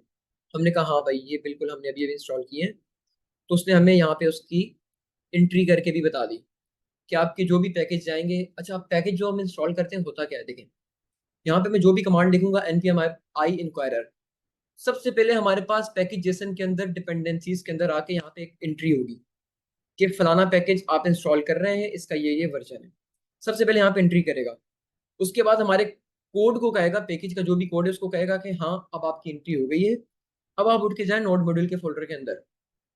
तो हमारा सारा का सारा कोड डॉट मॉड्यूल के फोल्डर के अंदर चला जाए। इस तरीके से आपका पैकेज इंस्टॉल होता है। अच्छा, अब हमने पैकेज को इंपोर्ट कर दिया ऊपर, इंपोर्ट इंक्वायरर फ्रॉम इंक्वायरर। अब हमें एक काम करना है, इंक्वायरर यूज करना है, मतलब यूजर से इनपुट लेना है। तो सबसे पहले यहाँ पे लिखते हैं इंक्वायरर, अब आप लिखेंगे डॉट। अच्छा, एक चीज बताएं मुझे, डॉट करके हम क्या एक्सेस करते हैं? ऑब्जेक्ट की प्रॉपर्टी। तो मतलब इंक्वायरर भी एक अदद ऑब्जेक्ट होगा बैकग्राउंड में, क्योंकि मैंने डॉट लिखा हुआ मुझे बता रहा है कि यहाँ प्रॉम्प्ट भी है, रजिस्टर प्रॉम्प्ट भी है, रिस्टोर डिफॉल्ट प्रॉम्प्ट भी है। तो मैंने कहा भाई मुझे प्रॉम्प्ट इसका एक्सेस करना है, तो उसने कहा कर लो। मैंने लिखा इंक्वायरर डॉट प्रॉम्प्ट। अब प्रॉम्प्ट हमारे पास एक अदद फंक्शन है, इसके अंदर हमें पास करना है एक अदद ऑब्जेक्ट। इंक्वायरर हमारे पास एक अदद फंक्शन है या मेथड है, इसके अंदर हमें पास करना है एक अदद ऑब्जेक्ट। उस ऑब्जेक्ट के अंदर हमें मल्टीपल चीजें देनी है। सबसे पहली चीज, अच्छा ऑब्जेक्ट को मैं पहले बता चुका हूं, तो ऑब्जेक्ट को मैं दोबारा आपके सामने एक्सप्लेन नहीं कर रहा। ये हमारे पास ऑब्जेक्ट है और कुछ नहीं है। ये मैंने जब भी करली ब्रैकेट लगाए, उसमें मैं जब भी की वैल्यू पेयर में डेटा स्टोर करूंगा वो एक ऑब्जेक्ट होगा। तो फिर चाहे आप इस ऑब्जेक्ट को बाहर किसी वेरिएबल में स्टोर करके यहाँ पे वेरिएबल का नाम यूज कर लें, या डायरेक्ट यहाँ पे ऑब्जेक्ट बना दें। मैंने कहा डायरेक्ट यहीं बनाओ, ज्यादा लंबी नहीं करो। उसने कहा ठीक है। अब इस ऑब्जेक्ट के अंदर मुझे कुछ प्रॉपर्टीज भी पास करनी है जो कि रिक्वायर्ड है। सबसे पहली एक प्रॉपर्टी है जिसको हम कहते हैं नेम, कि आप जो इनपुट बॉक्स ऐड कर रहे हैं उसका नाम क्या रखना है भाई। मैंने कहा उसका नाम रखना है फ्रॉम करेंसी। मैंने यहाँ पे सिंपल लिखा फ्रॉम। उसके बाद मैंने कहा एक अदद मैसेज भी ऐड करेंगे। अब ये मैसेज क्या होता है इसको आगे चल के देखते हैं। मैं मैसेज लिख रहा हूँ कि इंटर फ्रॉम करेंसी। ये मैंने एक अदद मैसेज यूजर को दे दिया। अच्छा, अब इसको चला के देखते हैं। सबसे पहले अभी तक मैंने सिंपल कुछ भी नहीं किया, इंक्वायरर लिखा, उसको डायरेक्ट यहाँ पे इस तरीके से उसके जो भी मेथड थे, प्रॉम्प्ट का मेथड, उसके थ्रू यहाँ पे मैंने इंक्वायरर को लिख दिया। अब एक प्रॉब्लम है यहाँ पे, वो ये कि इंक्वायरर जो भी आउटपुट मुझे रिटर्न करेगा, मिसाल के तौर पे जो भी यूजर का इनपुट मेरे पास आएगा, जो भी यूजर इनपुट बॉक्स के अंदर लिख के मुझे देगा, उसको मैंने कहीं ना कहीं तो स्टोर करना है। हमने एक चीज पहले से पढ़ते आ रहे हैं कि किसी भी किस्म के डेटा को स्टोर करने के लिए हम वेरिएबल्स का इस्तेमाल करते हैं। मैंने वेरिएबल का नाम दे दिया आंसर या यूजर आंसर। इस वेरिएबल का मैंने नाम दे दिया, इस वेरिएबल का नाम है यूजर आंसर। जो भी यहां से चीज आएगी वो वेरिएबल आंसर के अंदर आके स्टोर हो जाएगी। अब इसको चला के देखते हैं एक बार।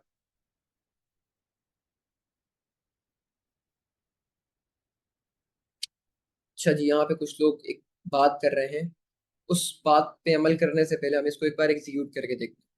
सबसे पहला काम है हमें इसको ट्रांसपाइल करना है टाइप स्क्रिप्ट से जावास्क्रिप्ट में। तो कर लेते हैं TSC आगे फाइल का नाम, सॉरी TS फाइल का नाम। मेरी टाइप स्क्रिप्ट जावास्क्रिप्ट में कन्वर्ट हो गई। अब मुझे टाइप जावास्क्रिप्ट को चलाना है, तो मैंने लिखा नोड आगे जावास्क्रिप्ट की फाइल का नाम। अब मेरे सामने एक अदद एरर आ गया। क्यों आया ये एरर?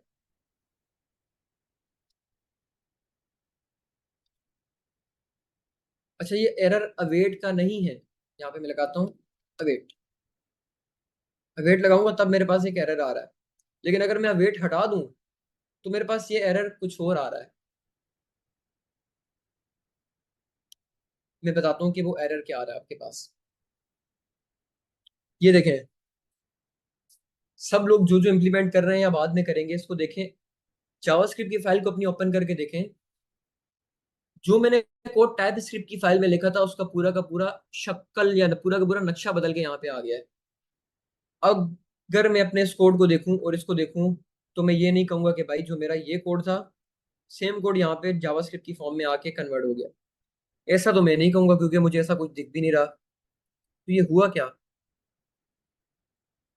एक चीज अज्यूम करते हैं कि जावास्क्रिप्ट जो मेरी कन्वर्ट हुई है वो काफी पुराने वर्जन में कन्वर्ट हुई है। मुझे कैसे पता चला? यहाँ पे देखें, वेरिएबल आपका लेट से कन्वर्ट होके वार बन गया है। हमें एक चीज पता है कि वार यूज होता था पुरानी सदियों में, पुराने जमाने में वार यूज होता था। अब तो मॉडर्न जमाना है, लेट यूज होता है। तो मतलब कि हमारा जो जावास्क्रिप्ट का कोड कन्वर्ट हुआ है वो किसी पुराने वर्जन के अंदर कन्वर्ट हुआ है। तो भाई साहब ये तो मसला हो गया। तो इस मसले को रिजॉल्व करने के लिए हमारे पास टीएस कन्फिग की फाइल अवेलेबल है। टीएस कन्फिग की फाइल ये कहती है कि आप मेरे अंदर कुछ कॉन्फ़िगरेशन सेटअप हैं, उस कॉन्फ़िगरेशन को अपने वर्जन के मुताबिक चेंज करो। मतलब कि जिस जावास्क्रिप्ट वर्जन में आप चाह रहे हैं कन्वर्ट करना, उसके मुताबिक टीएस कन्फिग की फाइल को चेंज करो। तो टारगेट के अंदर हम आके लिखते हैं ES 2022 या जो भी आपने वर्जन लिखना है। मैंने कहा कि 2022 वर्जन में मुझे कन्वर्ट करना है। जावास्क्रिप्ट का जो भी लेटेस्ट वर्जन चल रहा है उसके अंदर कन्वर्ट करना है, या 2022 एक स्टेबल वर्जन है तो उसमें कन्वर्ट करना है। उसी के साथ आपने यहाँ पे मॉड्यूल्स के अंदर कॉमन जेएस को हटा के क्या लिखना है, नोड नेक्स्ट। अच्छा, इसकी डिटेल में भी मैं नहीं जा रहा क्योंकि इसकी डिटेल में जाएंगे तो थोड़ी और चीजें निकल के आएंगी। तो यहाँ पे मैंने ये काम कर दिया, टीएस कन्फिग फाइल के अंदर आके कुछ चेंजेस कर ली। सबसे पहले टारगेट को ES 2022 कर दिया, मॉड्यूल्स को नोड नेक्स्ट कर दिया, मॉड्यूल रेजोल्यूशन को भी नोड नेक्स्ट कर दिया। अब मैं टाइपस्क्रिप्ट की फाइल में हूँ, इधर एक एरर आ रहा है, एक यहाँ पे एक एरर आ रहा है। वो एरर इस वजह से आ रहा है कि हमारे पास जो भी जावास्क्रिप्ट की फाइल को चलाने के लिए हमने पैकेज जेसन की फाइल बनाई है, चलाने के लिए नहीं, मतलब जावास्क्रिप्ट या नोड जेएस की कॉन्फ़िगरेशन फाइल सेटअप की है हमने नोड पैकेज जेसन, हमें वहां पे भी बताना होगा कि भाई साहब हमने मॉड्यूल्स कौन से यूज करना है। तो मैंने कहा यहाँ पे लिखो टाइप मॉड्यूल्स, कि अब हमारा जो भी जावास्क्रिप्ट का कोड एग्जीक्यूट होगा वो अपडेटेड जावास्क्रिप्ट के वर्जन्स को या अपडेटेड मॉड्यूल्स को यूज करके होगा। तो ये कुछ दो चेंजेस थी, आप लोग भी इसको एज इट इज कर लेना, आपके सारे के सारे एरर्स चले जाएंगे। अभी भी कुछ एरर आएगा वो मैं आपको दिखाता हूँ। सेकंड एरर आपके पास आएगा, यहाँ पे आपने एक अवेट लगाना होगा। अच्छा, ये अवेट अपने आप में एक बहुत बड़ा टॉपिक है, तो इसकी डिटेल में जाने की बिल्कुल जरूरत नहीं है अभी के लिए। बस आप लोग ऐसा समझें कि यूजर हमें जो भी इनपुट देगा, ऐसा तो नहीं है कि हम यूजर से जैसी इनपुट मांगे वो हमें इंस्टेंटली इनपुट दे देगा। हो सकता है वो 2 सेकंड बाद इनपुट का हमें एंटर करके दे, हो सकता है वो थोड़ा डिले करके इनपुट दे, हो सकता है वो चाय पी रहा है, वो कहे चलो थोड़ी देर सब्र करते हैं, मैं फ्री हो जाऊँ फिर देता हूँ। तो यूजर तो करेगा वेट। तो हमने अवेट स्टेटमेंट यहाँ पे अवेट कीवर्ड लगाया, तो अब हमारा जावास्क्रिप्ट का कोड भी यहाँ पे वेट करेगा। वो कह रहा है कि यूजर से अगर आप वेट कर रहे हैं, चलो मैं भी वेट कर लेता हूँ, जब तक आप इनपुट नहीं देंगे मैं आगे नहीं जाऊंगा। हमारे कंपाइलर ने जिद पकड़ ली कि जब तक आप वेट करेंगे मैं भी वेट करूंगा, और हमें ये काम चाहिए क्योंकि इनपुट के बगैर हम आगे चल नहीं सकते। अगर यूजर इनपुट ही नहीं देगा कि उसके बगैर, इनपुट के बगैर हमारी एप्लीकेशन में कोई काम हो नहीं सकेगा। तो हमने कहा हम भी यहाँ वेट करते हैं। अच्छा, अब इस कोड को चला के देखते हैं। सबसे पहले हम लिखते हैं, अब इसको क्लियर करते हैं, CLS करके क्लियर स्क्रीन करते हैं और यहाँ पे अपनी कमांड लिखते हैं TSC index.ts।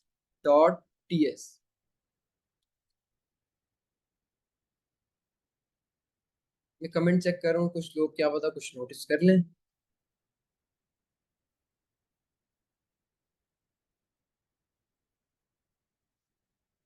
चलें, हमने कमांड लिखी TSC index.ts, एंटर मार दें।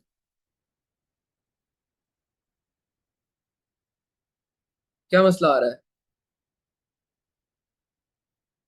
ये आप लोगों के पास भी एरर आएगा।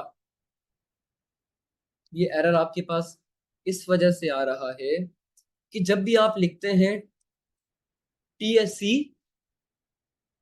सॉरी, हाँ, जब भी आप लिखते हैं TSC आगे फाइल का नाम, तो टाइप स्क्रिप्ट का कंपाइलर आपकी इस कॉन्फ़िगरेशन फाइल को रीड नहीं करता। ये जो आपकी TS config की फाइल है जिसमें हमने चेंजेस की थी अपने कंपाइलर की, ये देखिए यहाँ पे लिखा हुआ है कंपाइलर ऑप्शंस। जब तक हम TS सी आगे फाइल का नाम लिखते हैं, हमारा कंपाइलर इस टीएस कन्फिग की फाइल को रीड ही नहीं करता। तो मुझे एक बात बताएं, जब तक उस टीएस कन्फिग की फाइल को रीड नहीं किया जाएगा तो जो हमारी डिफॉल्ट कॉन्फ़िगरेशन होती है, जो कि पहले भी हो रही थी, उसकी बेस पे ही हमारा जावास्क्रिप्ट का कोड भी जनरेट हो जाएगा। यकीन नहीं आता तो जाके जावास्क्रिप्ट की फाइल में देख लें। अच्छा एक मिनट, सॉरी, मैंने एंटर नहीं प्रेस किया। हाँ, tsc index.ts एरर आया, लेकिन जावास्क्रिप्ट का कोड जनरेट हो गया होगा। ये देखें, ये काम तो वही पुराना वाला हो गया, जिसकी पेज पे हमें पता है एरर आएगा ही आएगा। तो जब अगर हमें अपनी कॉन्फ़िगरेशन फाइल को रीडेबल बनाना है कि हमारा कंपाइलर फाइल को रीड करे, तो उसके लिए हमें tsc के आगे फाइल का नाम लिखने की जरूरत नहीं होती। हमें सिंपल लिखना है tsc और एंटर मारना है। आप tsc लिख के एंटर मारेंगे, आपकी फाइल ट्रांसपाइल हो गई जावास्क्रिप्ट में। लेकिन इस बार आपके कंपाइलर ने tsconfig की फाइल को भी रीड किया, उसकी बेस पे आपकी जावास्क्रिप्ट की फाइल जनरेट की। इसको यकीन नहीं आता तो खोल के देख लें एक बार। ये देखें, आपकी जो जावास्क्रिप्ट की फाइल है उसमें भी तकरीबन सेम कोड है जो आपकी टाइपस्क्रिप्ट की फाइल में था। हाँ, वो जरूर है कि आपकी टाइप्स जो होंगी वो रिमूव होके जावास्क्रिप्ट की फाइल बनेगी, लेकिन जावास्क्रिप्ट का वर्जन और इंपोर्ट स्टेटमेंट सारी की सारी सेम ही है। तो कुछ लोग होंगे जिनके पास ये एरर भी आ रहा होगा। तो इसको रिजॉल्व करने का तरीका है कि सिर्फ tsc लिखें, फाइल का नाम आगे से गायब कर दें, हटा दें। अब इसको एग्जीक्यूट करके देखते हैं। नोड index.js, फाइल चला के देखते हैं।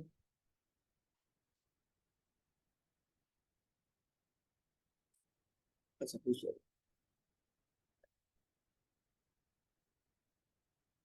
अच्छा जी, अब वो मेरे से एक सवाल पूछ रहा है कि इंटर फ्रॉम करेंसी, मतलब कि वो करेंसी लिखो जिससे आपने कन्वर्ट करवाना है।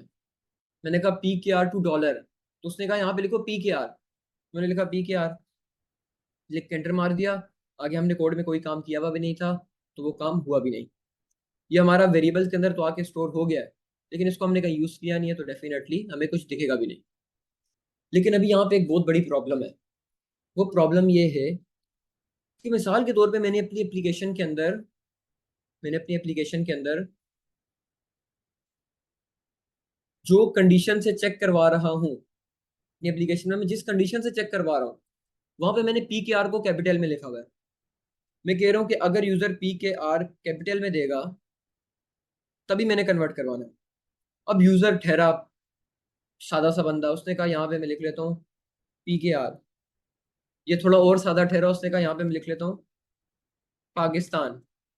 लेकिन अब प्रॉब्लम ये आएगी कि इस कंडीशन की बेस पे मेरी एप्लीकेशन में कोई भी मैंने चेक नहीं लगाया गया। मैंने तो सिर्फ PKR में चेक करना है, वो भी कैपिटल। तो यहाँ पे एक मसला हो जाएगा। अब यहाँ पे आप जब जाके देखेंगे $2 जब आप कर रहे हैं, तो यहाँ पे आपको डायरेक्ट ऑप्शन नहीं दे रहा। वो कह रहा है कि भाई इन चेक बॉक्स से सिलेक्ट ऑप्शन है आपके पास, इसमें से कोई भी एक सिलेक्ट करो। तो मैं चाह रहा हूँ कि मेरी एप्लीकेशन में भी कोई इस तरीके का काम हो कि एक सिलेक्ट बॉक्स मेरे पास आ जाए जिसमें से मैं अपनी करेंसी सिलेक्ट कर दूं। तो इसको करने के लिए हमारे पास जो तरीकेकार मौजूद है वो है, यहाँ पे आप आए, इसकी टाइप डिफाइन करें। मैंने कहा जो भी मेरे पास, अच्छा ये मैं काम गलत फाइल में कर रहा हूँ जावास्क्रिप्ट की फाइल में, तो आप लोगों ने ऐसा नहीं करना। जावास्क्रिप्ट की फाइल को चेक करने के बाद अगर आपने शॉर्टी लेनी है तो उसको चेक करने के बाद यहाँ से कट कर दिया करें, फिर गलती के चांसेस कम हो जाएंगे। यहाँ पे आए, यहाँ पे लिखें टाइप, इनपुट बॉक्स की टाइप होगी। वो पूछ रहे check box confirm editor list expand input number password. मैंने कहा मुझे चाहिए लिस्ट। उसने कहा ठीक है। अच्छा, अब जैसे ही आप लोग लिस्ट की टाइप इस्तेमाल करते हैं, उसी के साथ आपको अपनी चॉइसेस भी बतानी होती हैं कि कौन कौन सी चॉइसेस आपने यहाँ पे शो करनी है। अच्छा, यहाँ पे ना आप लोगों के लिए आसानी के लिए मैंने कुछ करेंसीज यहाँ पे, डमी करेंसीज डेफिनेटली, अभी तो हम रियल टाइम में डेटा ला नहीं रहे, डमी डेटा यहाँ पे मैंने एक अदद ऑब्जेक्ट बना के स्टोर किया हुआ है। आप लोग भी ऐसे करते हैं। ये देखो, डमी डेटा यहाँ पे मैंने स्टोर किया हुआ है रेट्स नाम का एक अदद ऑब्जेक्ट बना के। इस रेट्स को कन्वर्ट करके करेंसी कर देते हैं। तो मैंने कुछ इस तरीके से अपना डेटा स्टोर किया हुआ है। अब आप लोगों ने क्या करना है, आप लोगों ने भी सेम काम करना है, एक अदद डेटा स्टोर करना है करेंसीज का। अब यहाँ पे एक समझने वाली चीज है, वो ये है कि यहाँ पे मैंने एक चीज रिमूव की, यहाँ पे लिखा हुआ है बेस करेंसी। इस पॉइंट को समझ लें, आप लोगों के कॉन्सेप्ट क्लियर हो जाएंगे करेंसी कन्वर्टर से रिलेटेड, क्योंकि ऑब्जेक्ट तो आप लोग बना ही लेंगे, चॉइसेस के अंदर चॉइसेस भी ऐड कर लेंगे, उसको कंसोल करके प्रिंट भी करवा देंगे, ये काम तो आप लोग खुद भी कर लेंगे। लेकिन जो मेन काम है वो ये है कि आप लोगों ने करेंसी के ऑब्जेक्ट को किस तरीके से सेटअप करना है। तो आप लोग यहाँ पे देख रहे हैं कि मैंने यहाँ पे काम किया हुआ है, मैंने डिफरेंट करेंसीज को स्टोर किया हुआ है, लेकिन यहाँ पे मैंने अपनी एक अदद बेस करेंसी बनाई हुई है। बेस करेंसी से मुराद ये है कि मैंने अपनी एक ऐसी करेंसी बनाई है जिस करेंसी को यूज करके मैं कन्वर्जन करूंगा, वो मेरी बेस करेंसी होगी।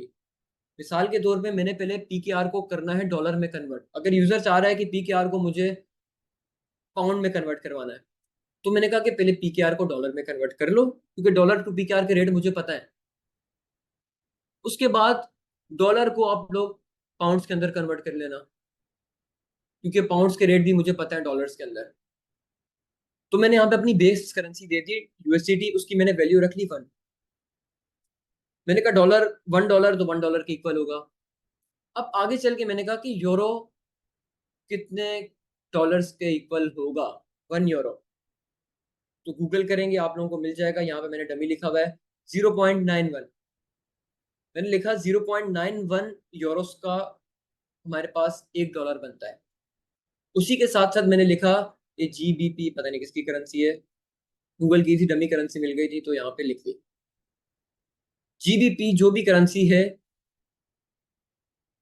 वो हमारे पास 0.76 जीबीपी $1 बनते हैं। उसी के साथ साथ 74.57 हमारे पास इंडियन रुपीस $1 बनते हैं। और इसी के साथ साथ पाकिस्तान की माशाल्लाह से 280 या 270 पाकिस्तानी रुपीस $1 बनते हैं। तो मतलब पहले मैंने अपनी सारी करेंसीज को डॉलर की बेस पे सेट कर दिया कि मेरी सारी करेंसीज $1 में कितनी आ सकती हैं। पाकिस्तानी रुपीस 280 आ सकते हैं, इंडियन रुपीस 74 आ सकते हैं, जीबीपी 0.76 आ सकते हैं, और यूरो हमारे पास 0.91 आ सकते हैं, और डेफिनेटली यूएसडीटी 1 ही आएंगे। तो यहाँ पे मैंने बेस करेंसी सेट कर दी। अच्छा, अब ये वाली करेंसीज को ही मैंने यहाँ पे लिस्ट बना के लिख लेना है। मैंने कहा सबसे पहले आप लिखो यूएसडीटी, अच्छा कैपिटल में लिख लें यूएसडीटी। उसके बाद आप लिख लो यहाँ पे यूरो। उसके बाद यहाँ पे आप लिख लो जीबीपी। उसके बाद आप यहाँ पे लिख लो IN, इंडियन रुपीस। उसी के साथ साथ आप यहाँ पे लिख लो PKR, इसको भी इनपुट बॉक्स के अंदर, सॉरी स्ट्रिंग के अंदर लिख लो। मैंने अपनी लिस्ट की चॉइसेस भी यहाँ पे सेट कर दी। अब इसको चला के देखते हैं कि चॉइसेस हमारे पास आ रही हैं या नहीं आ रही। अच्छा, ये मैं 2 कमांड को मर्ज करके लिख रहा हूँ, और आई होप ये सिंटेक्स आप लोगों को पता होगा। ये देखें, मेरे सामने एक अदद लिस्ट शो हो गई। वो कह रहा है कि यूज एरो की, वो कह रहा है कि एरो की यूज करके अपनी मर्जी की सिलेक्ट कर दो।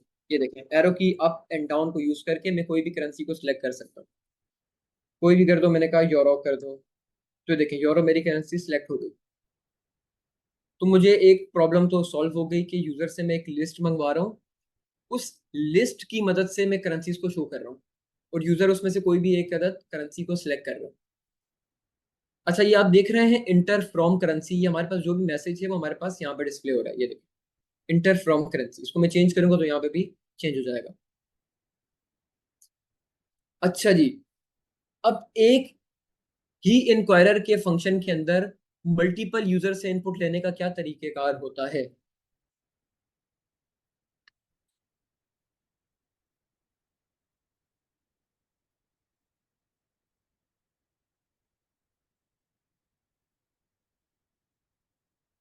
क्या करूं, एरे बना दूं? हाँ, आप लोग एक काम कर सकते हैं, आप लोग इसको कॉपी पेस्ट करें, यूजर आंसर 2, इस तरीके से भी आप कर सकते हैं। लेकिन मैं चाह रहा हूँ कि एक ही इंक्वायरर का ऑब्जेक्ट यूज करके मल्टीपल काम कर लूँ, मुझे बार बार वेरिएबल बनाने की जरूरत नहीं है। तो यहाँ पे मैं एक काम करूंगा, यहाँ पे मैं एक अदद न्यू ऑब्जेक्ट बनाऊंगा। मैं यहाँ पे लगाऊंगा कॉमा, सबसे पहले तो मुझे इसको एक अदद एरे बना के स्टोर करना होगा।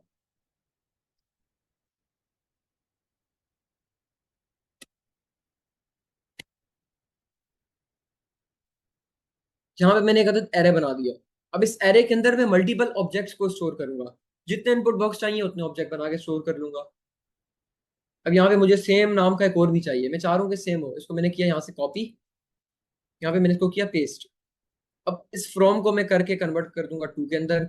यहाँ पे मैं लिख लेता हूँ टू, और करेंसी तो डेफिनेटली सेम होंगी, क्योंकि यहाँ से भी एक करेंसी सिलेक्ट होगी, यहाँ से भी एक करेंसी सिलेक्ट होगी। अब तीसरी चीज भी मुझे यूजर से इनपुट लेनी है, वो क्या होगी? यूजर से तीसरी चीज भी लेनी है, बिल्कुल, अमाउंट। कि भाई साहब आपने कितनी अमाउंट को कन्वर्ट करवाना है एक करेंसी से दूसरी करेंसी में। तो सेम काम यहाँ पे भी एक लिखे, नेम, उस नेम के अंदर लिख लें अमाउंट, उसके अंदर आप लिख लें मैसेज, एंटर योर अमाउंट। अच्छा, अब इसकी टाइप ना स्ट्रिंग नहीं होगी, नंबर भी नहीं हो, सॉरी, स्ट्रिंग भी नहीं होगी, लिस्ट भी नहीं होगी। इसकी टाइप होगी हमारे पास नंबर। 3 इनपुट बॉक्स हमने सेटअप कर दिए यहाँ पे। इसको चला के देखते हैं कि तीनों इनपुट बॉक्स हमारे से को पूछ रहा है या नहीं पूछ रहा है। इसको करते हैं क्लियर स्क्रीन, इसको चला के देखते हैं। हाँ भाई, सबसे पहला सवाल तो आ गया, इंटर फ्रॉम करेंसी। मैंने कहा यूएसडीटी, ये देखें। दूसरा सवाल ही पूछ रहा है इंटर टू करेंसी, मैंने कहा पीकेआर। तो पूछ रहा है इंटर योर अमाउंट, मैंने कहा $100 को कन्वर्ट करना है। तो ये तीनों सवालों के जवाब मैंने दिए। ऑब्वियसली उसके बाद हमने प्रोग्राम में आगे कुछ किया नहीं था, तो आगे कुछ प्रिंट भी नहीं हुआ। तो यूजर से हमने 3 इनपुट बॉक्स में की मदद से तीनों इनपुट ले लिए। एक फ्रॉम करेंसी ले लिया, एक टू करेंसी ले लिया, एक नंबर करेंसी ले लिया। हाँ जी। अब सबसे इंपॉर्टेंट बात, हमारे पास ये करेंसीज का डेटा सारा का सारा मौजूद है। अब यूजर हमें यूएसडीटी भी दे सकता है, यूरो भी दे सकता है, इंडियन रुपीस भी दे सकता है, जीबी भी दे सकता है, पीकेआर भी दे सकता है, उसकी मर्जी, लिस्ट में जो भी दे। तो हम सबसे पहले काम करते हैं कि यूजर हमें जो भी इनपुट बॉक्स में देगा, इनपुट में यूजर हमें जो भी करेंसी देगा, उस करेंसी की एक अदद अमाउंट यहाँ से हम निकाल देते हैं। सबसे पहले हमारा ये टास्क है, और उसको एक वेरिएबल में स्टोर कर लेते हैं। मैंने कहा लेट फ्रॉम करेंसी या फ्रॉम अमाउंट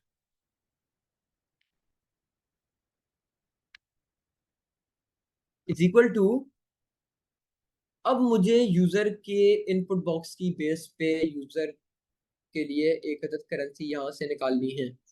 सबसे पहले मुझे एक चीज बताएं, कि आप लोगों को ये चीज क्लियर है कि हमें अगर यूजर नेम, तो हमारे पास पता है कि सारे के सारे इनपुट बॉक्स के आंसर यहाँ पे आके स्टोर होंगे, तो हम उसको गेट कैसे करेंगे? ये कितनों को पता है? मुझे यूजर नेम के अंदर से फ्रॉम को गेट करना है, टू को गेट करना है, अमाउंट को गेट करना है, तो कैसे करेंगे?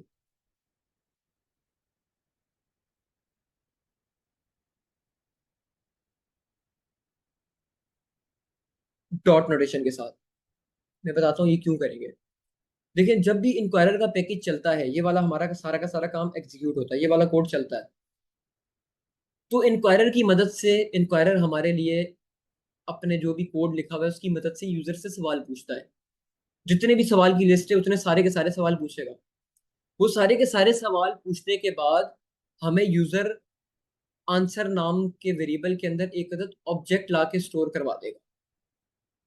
वो कहेगा कि आपका ऑब्जेक्ट के अंदर पहली प्रॉपर्टी है फ्रॉम, दूसरी है टू, तीसरी है अमाउंट, और इनके अंदर इसकी वैल्यूज आके स्टोर हो जाएंगी जो भी यूजर इनपुट करेगा। इसको एक बार कंसोल करके देख लेते हैं।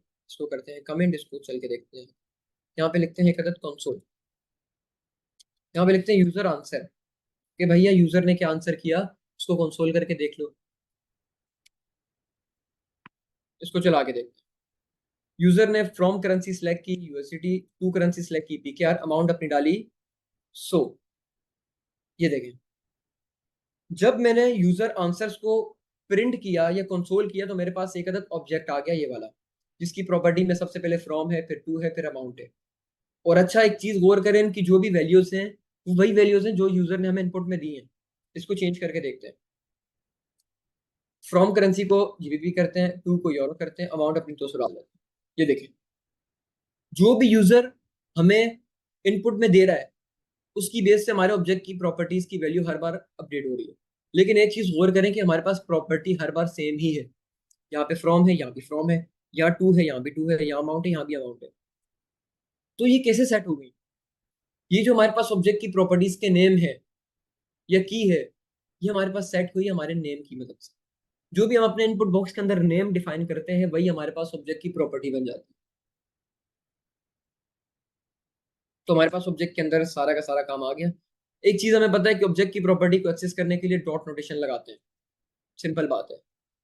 तो अब हमें फ्रॉम अमाउंट को गेट करना है। अगर मैं यहां पे लिखूंगा यूजर आंसर डॉट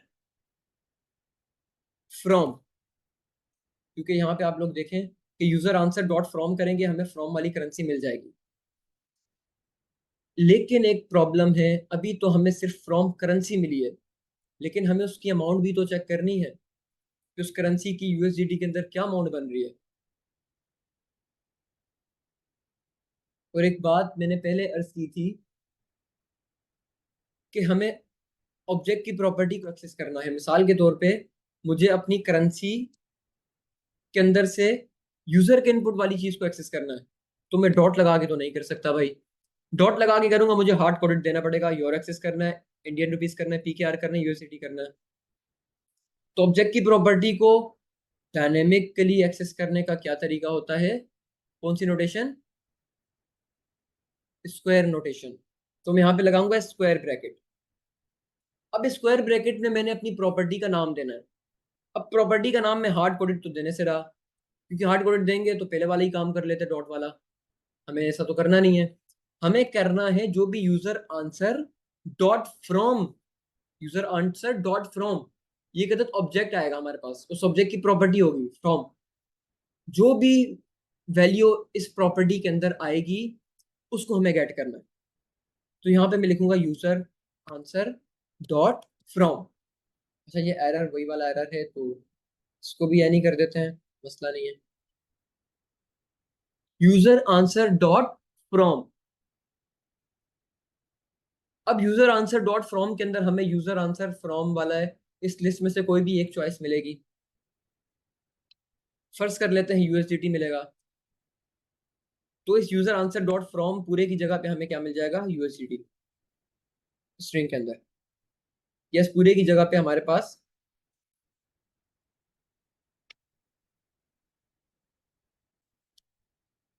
ये आ जाएगा ऐसे। तो ये तो सिंपल हो गया, ऐसे हम ऑब्जेक्ट की प्रॉपर्टी को एक्सेस कर सकते हैं।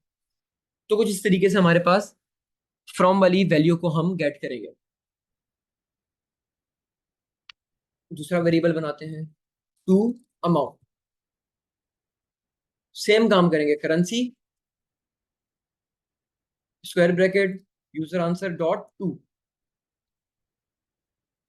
अब इस टू के अंदर भी यूजर जो भी करेंसी सिलेक्ट करेगा, टू करेंसी किस में कन्वर्ट करवाना है, तो या यूएसडीटी आएगा, या यूरो आएगा, या जीबीपी, इन आईएनआर, पीकेआर, जो भी आएगा वो यहाँ पे आ जाएगा। इस पूरी की पूरे ऑब्जेक्ट की प्रॉपर्टी की जगह वो आ जाएगा।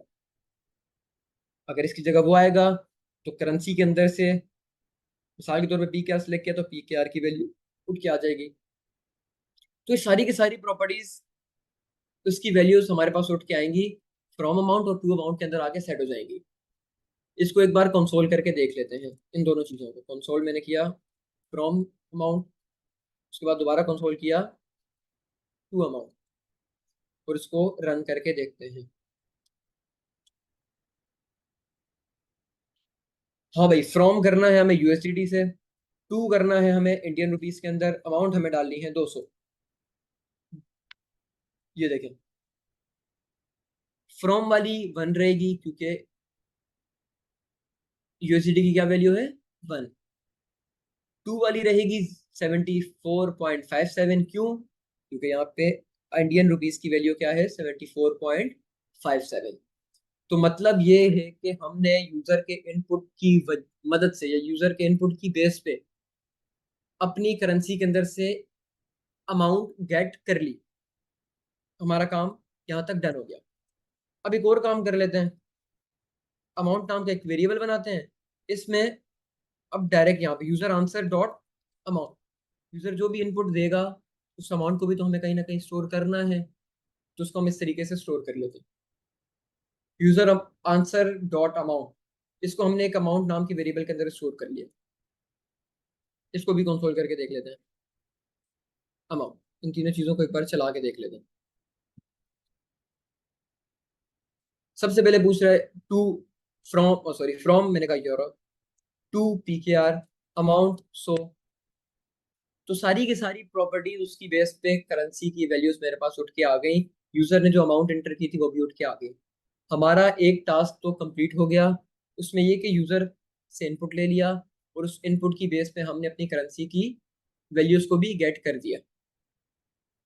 यहाँ तक क्लियर है? तो आगे चलते हैं और आई होप के क्लियर होगा।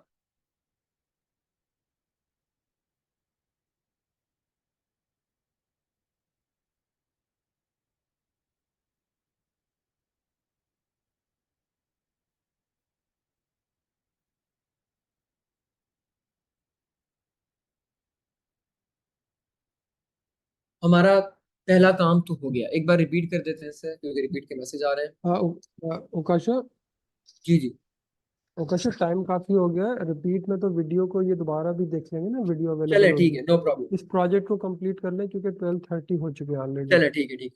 अच्छा, अब हमारा सेकंड काम है। अब हमें एक और काम करना है, सबसे इंपॉर्टेंट काम।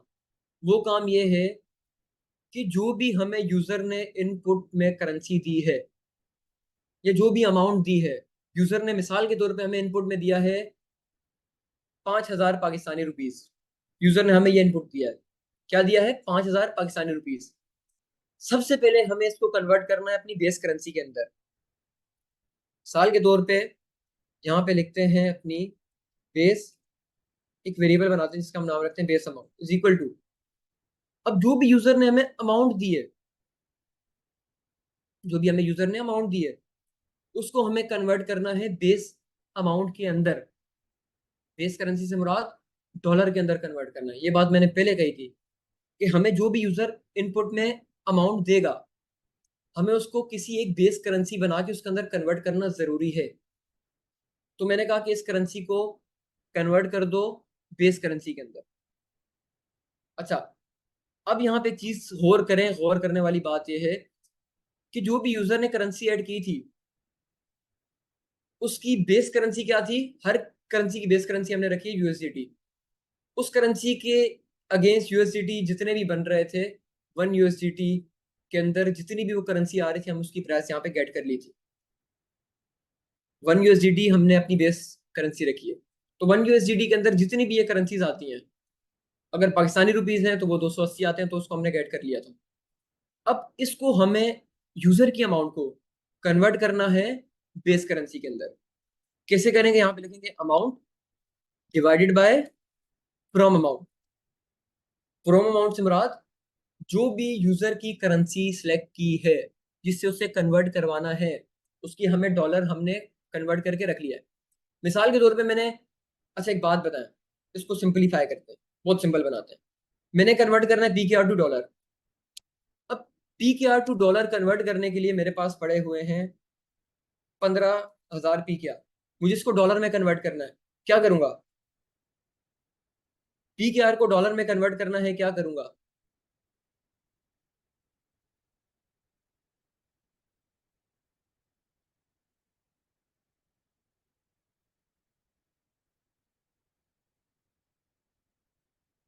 PKR को डॉलर में कन्वर्ट करना है, क्या करूंगा? एक्सचेंज रेट से इसको डिवाइड करूंगा। डॉलर का क्या एक्सचेंज रेट चल रहा है? 280 PKR की बेस पे। 15,000 PKR को डॉलर में कन्वर्ट करना है तो डिवाइड बाय 280।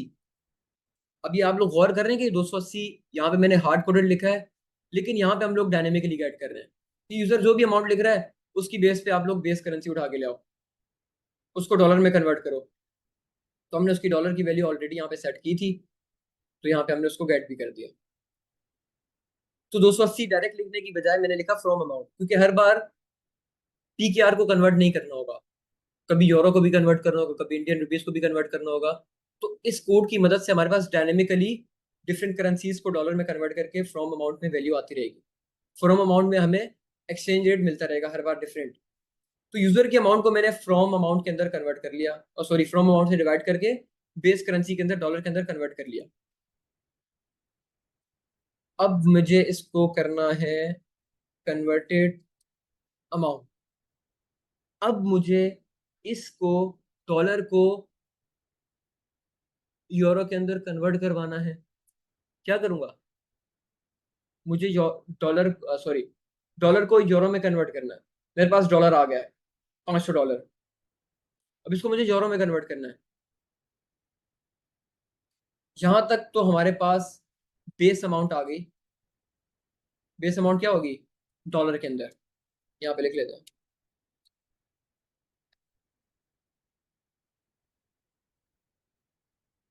बेस करेंसी में हमने कन्वर्ट कर लिया, और बेस करेंसी में कन्वर्ट करना इसलिए जरूरी था क्योंकि हर बार यूजर डिफरेंट करेंसीज को कन्वर्ट करेगा, तो हमने अपनी एक बेस करेंसी बना दी।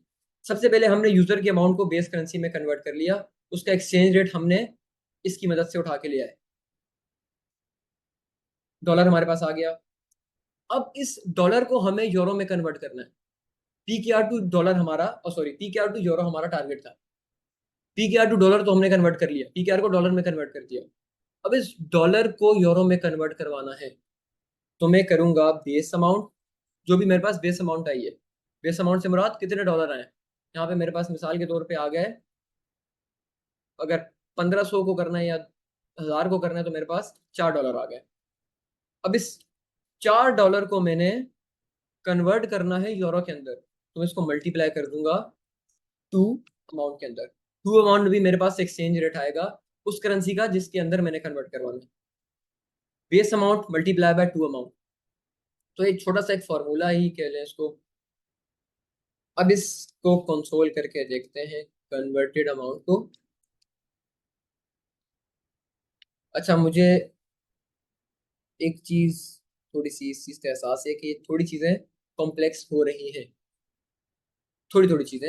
एक तो ये दो चीजें नई आई हैं, ऑब्जेक्ट की वैल्यू गेट करना, और एक ये फॉर्मूला। अच्छा, ये फॉर्मूला जो हमारे पास है, ये हमारे पास एक बेसिक सा फॉर्मूला है कि अगर एक करेंसी से दूसरी करेंसी में कन्वर्ट करना है, एक तो तरीका ये है कि हम हार्ड कोडेड उसके एक्सचेंज रेट से मल्टीप्लाई कर दें। लेकिन अगर हमें उसका एक्सचेंज रेट नहीं पता, या मिसाल के तौर पे हमें यही नहीं पता कि किस करेंसी से किस में कन्वर्ट करना है, तो हम यूजर पे छोड़ लेते हैं, वो जो भी इनपुट देगा। यूजर कोई भी इनपुट दे, हमें उसको पहले एक बेस करेंसी बनानी है, उसमें कन्वर्ट करना है। आप लोग बेस करेंसी पीकेआर को भी बना सकते हैं, बेस करेंसी यूरो को भी बना सकते हैं, आपकी मर्जी है। लेकिन फिर उसकी बेस पे आप लोगों ने इन वैल्यूज को भी सेट करना होगा। यहाँ तक क्लियर है? अब इसको चला के देखते हैं। हमारी एप्लीकेशन ऑलमोस्ट रेडी है। इसको सबसे पहले करते हैं क्लियर। अब इसको चला के देखते हैं। मैंने कहा भाई मुझे कन्वर्ट करना है यूरो से पीकेआर के अंदर, और मुझे 5 यूरो कन्वर्ट करवाना है। तो ये देखें, मेरे पास 5 यूरो इसके अंदर कन्वर्ट होके आ गए। अच्छा, ये पॉइंट के बाद इतने सारे नंबर आ रहे हैं, इसको कंट्रोल करने का एक तरीका है, वो बताता हूँ। अभी के लिए खाली एप्लीकेशन की एक्यूरेसी चेक करें। मैंने कहा मुझे करने हैं इस बार पीकेआर से डॉलर में कन्वर्ट, तो मुझे करने हैं अपने 1000 या 500 पीकेआर को कन्वर्ट करवाना है। ये देखें $1.7। मेरी एप्लीकेशन रेडी हो गई है। एक बार दोबारा चला के देखते हैं। मैंने कहा भाई साहब मुझे करना है यूएसडीटी या यूरो से पीकेआर में कन्वर्ट करना है। मेरे पास पड़े हुए हैं 1000 यूरो, तो कितने बन रहे हैं? 30,000 रुपये बन रहे हैं पाकिस्तानी। तो ये हमारी एप्लीकेशन कंप्लीट। ये जो पॉइंट के बाद इतने सारे नंबर आ रहे हैं, इसको कंट्रोल करने का हमारे पास कुछ तरीकेकार मौजूद हैं, लेकिन अभी के लिए उसको इग्नोर करें। आप लोग इसको खुद चेक करना कि पॉइंट के बाद डिजिट को कंट्रोल करने के लिए जावास्क्रिप्ट में क्या करते हैं। अभी के लिए हमारा काम ऑलमोस्ट डन हो गया।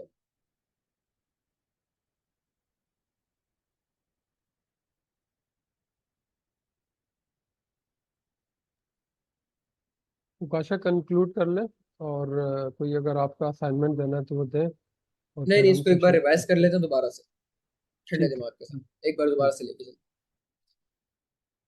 अच्छा, सबसे पहले हमने इंक्वायरर का पैकेज इंपोर्ट किया ऊपर। उसके बाद हमारा सेकंड काम था कि अपनी एक बेस करेंसी बना के उसकी बेस पे सारी करेंसीज को सेट करना। और ये क्यों है जरूरी, इसका आगे आप लोगों ने यूज केस देख लिया, उसको हम दोबारा एक बार देख लेंगे। हमने सबसे पहले अपनी एक बनाई बेस करेंसी। हमने कहा कि यूएसडीटी को, डॉलर को आप लोग बेस करेंसी बना दो। $1 हमने यहाँ पे सेट कर लिया, हमारी एक बेस करेंसी सेट हो गई। $1 के ही इक्वल होता है, हमें पता है, हर किसी को पता है। उसके बाद हमने कहा कि यूरो, कितने यूरो $1 के इक्वल होते हैं? हमने कहा भाई 0.91 यूरो $1 के इक्वल। इसी तरीके से आगे चल के हमने पीकेआर को भी कहा कि कितने पीकेआर $1 के इक्वल होते हैं? हमने कहा 280 पीकेआर होते हैं। हमारी बेस करेंसी सेट हो गई, उसकी बेस पे हमने वैल्यूज को भी सेट कर लिया। और आप लोगों की मर्जी है, बेस करेंसी पीकेआर को बनाए, इंडियन रुपीज को बनाए, यूरो को बनाए, जिसको बनाए, लेकिन फिर उसी की बेस पे सारी करेंसीज को सेट करना होगा। उसके बाद हमने यूजर से 3 इनपुट ले लिए इस तरीके से। ये वाला काम आप लोग पिछली क्लासेस में बार बार करते रहे हैं। तो अगर इसको हम हटा दें, इन दो चीजों को हम रिमूव कर दें मिसाल के तौर पे, तो हमारा जो एक्चुअल कोड है वो है 5 से 6 लाइन होगा, 5 लाइन होगा, छठी में फिर कंसोल होगा 1 2 3 4 5, जिसमें से अमाउंट वाले के अंदर हमने सिर्फ और सिर्फ ऑब्जेक्ट के अंदर से वैल्यू को गेट करके एक न्यू वेरिएबल में स्टोर किया। एक्चुअल जो हमारा काम हो रहा है वो सिर्फ और सिर्फ 4 लाइनों के अंदर हो रहा है। इसकी मदद से हम लोग यूजर से इनपुट की वैल्यू गेट कर लेंगे, 3 इनपुट की। उसके बाद हम लोग असल काम यहाँ से स्टार्ट करेंगे। हमने कहा कि यूजर जो भी आपको करेंसी दे रहा है, चाहे यूजर इंडियन रुपीस दे रहा है, डॉलर दे रहा है, पीकेआर दे रहा है, यूरो दे रहा है, जीबीपी दे रहा है, जो भी दे रहा है, उसकी अमाउंट उठा के ले आओ कि कितने बनते हैं वो डॉलर।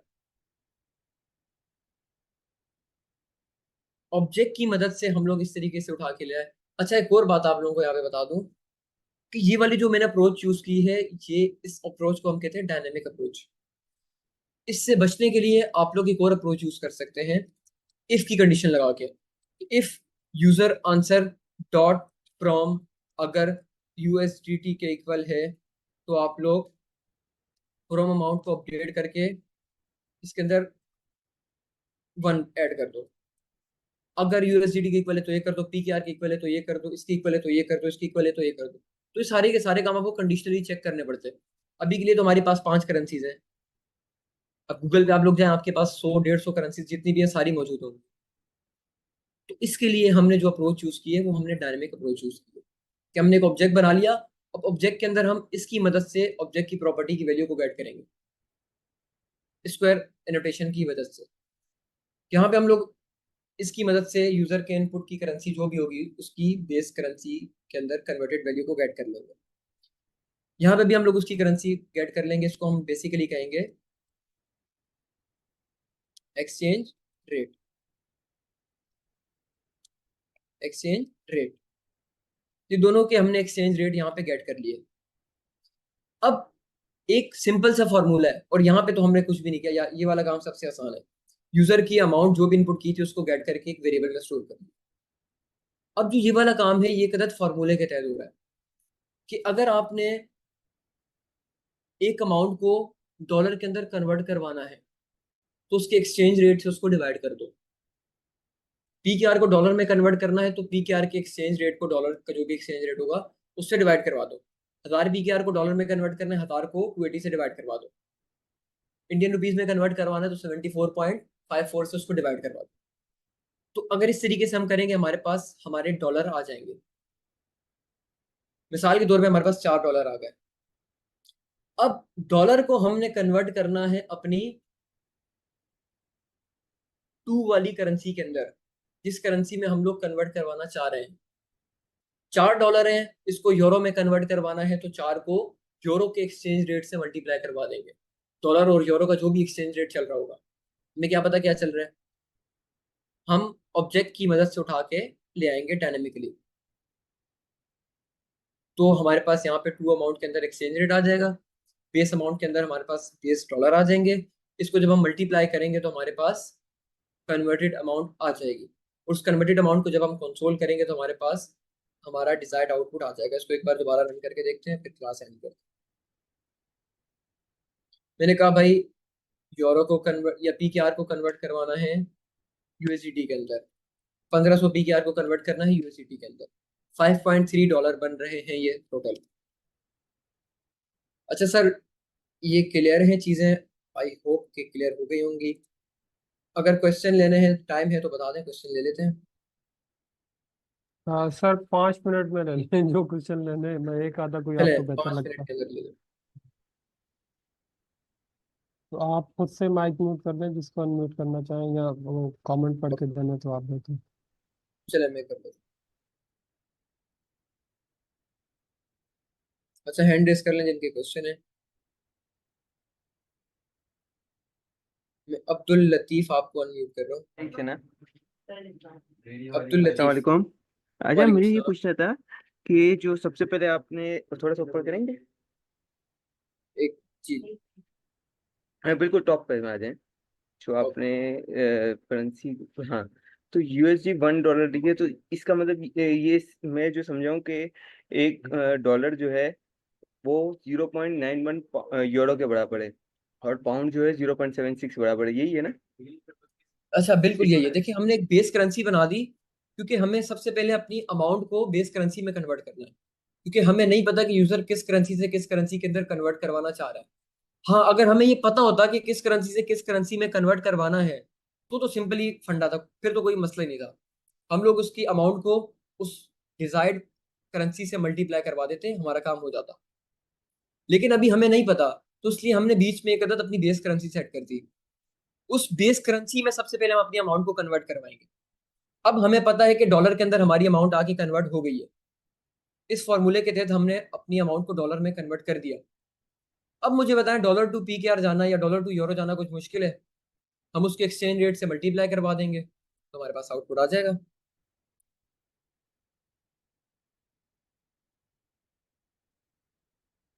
क्लियर है? मैं एक क्वेश्चन और लेता हूँ, 2 क्वेश्चन।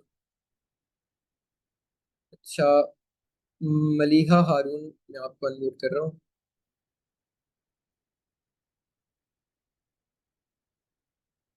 अच्छा सर, आप अनम्यूट करते हैं मेरे पास आई थिंक।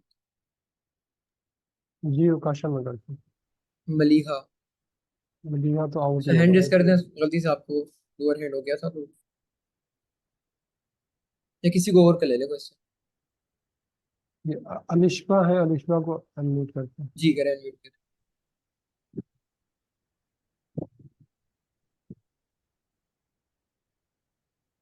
अलिश्बा, ये जवेरिया अनम्यूट है, जवेरिया शेख।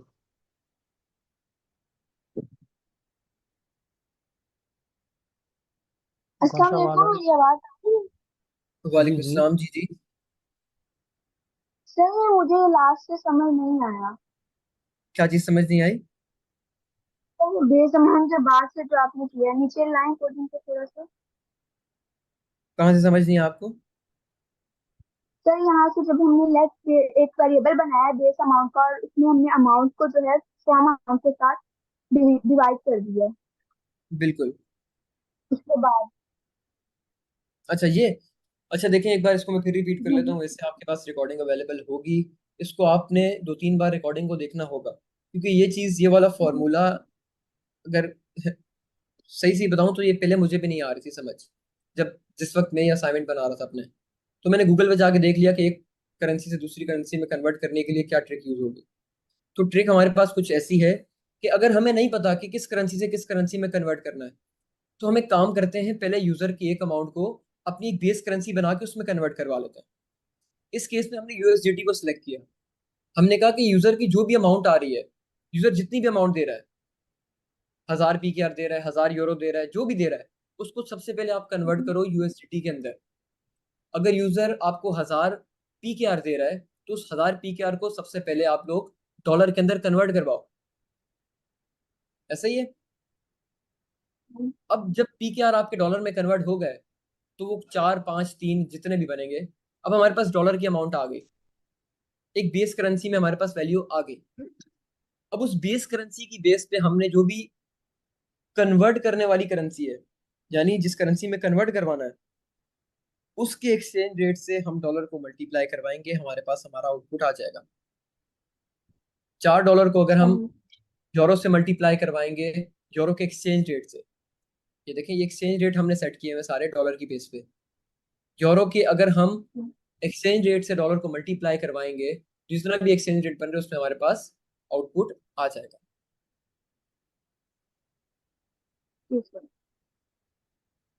अच्छा, इसको तो सर आप लोग बेस एक, अमाउंट जी जी बेस जी अमाउंट पूछे। में जो बेस है उसमें कोई भी अमाउंट रख सकते हैं अपनी मर्जी से, आप इसके या अंदर वन कुछ ही भी अमाउंट डाल सकती हैं, अपनी मर्जी की अमाउंट, अपनी मर्जी की करेंसी ऐड कर सकती हैं। इसको डायनेमिक बनाने का एक फायदा ये हुआ हमारे पास, अब हमें अगर, अच्छा ये आपका प्रोग्राम और भी डायनेमिक बन सकता है, इसके अंदर हम चॉइसेस के अंदर इसको और डायनेमिक बना सकते हैं, वो आप लोगों का होमवर्क है कैसे बनाएंगे। इसके अंदर अगर कल को चल के मुझे आगे कोई और करेंसी ऐड करनी है, मिसाल के तौर पे मुझे दिनार ऐड करना है, तो दिनार का एक्सचेंज रेट मैं डॉलर के अंदर लिख लूंगा जो भी बन रहा है, मिसाल के तौर पे 40 बन रहा है।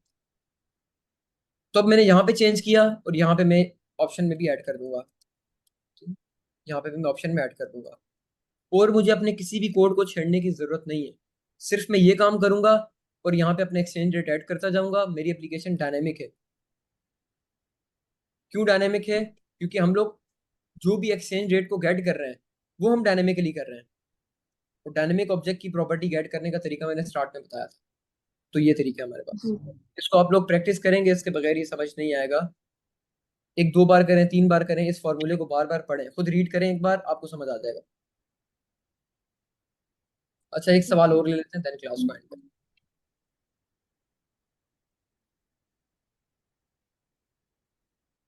अच्छा, सैयद अमार खान, आपको मैं अनम्यूट कर रहा हूँ।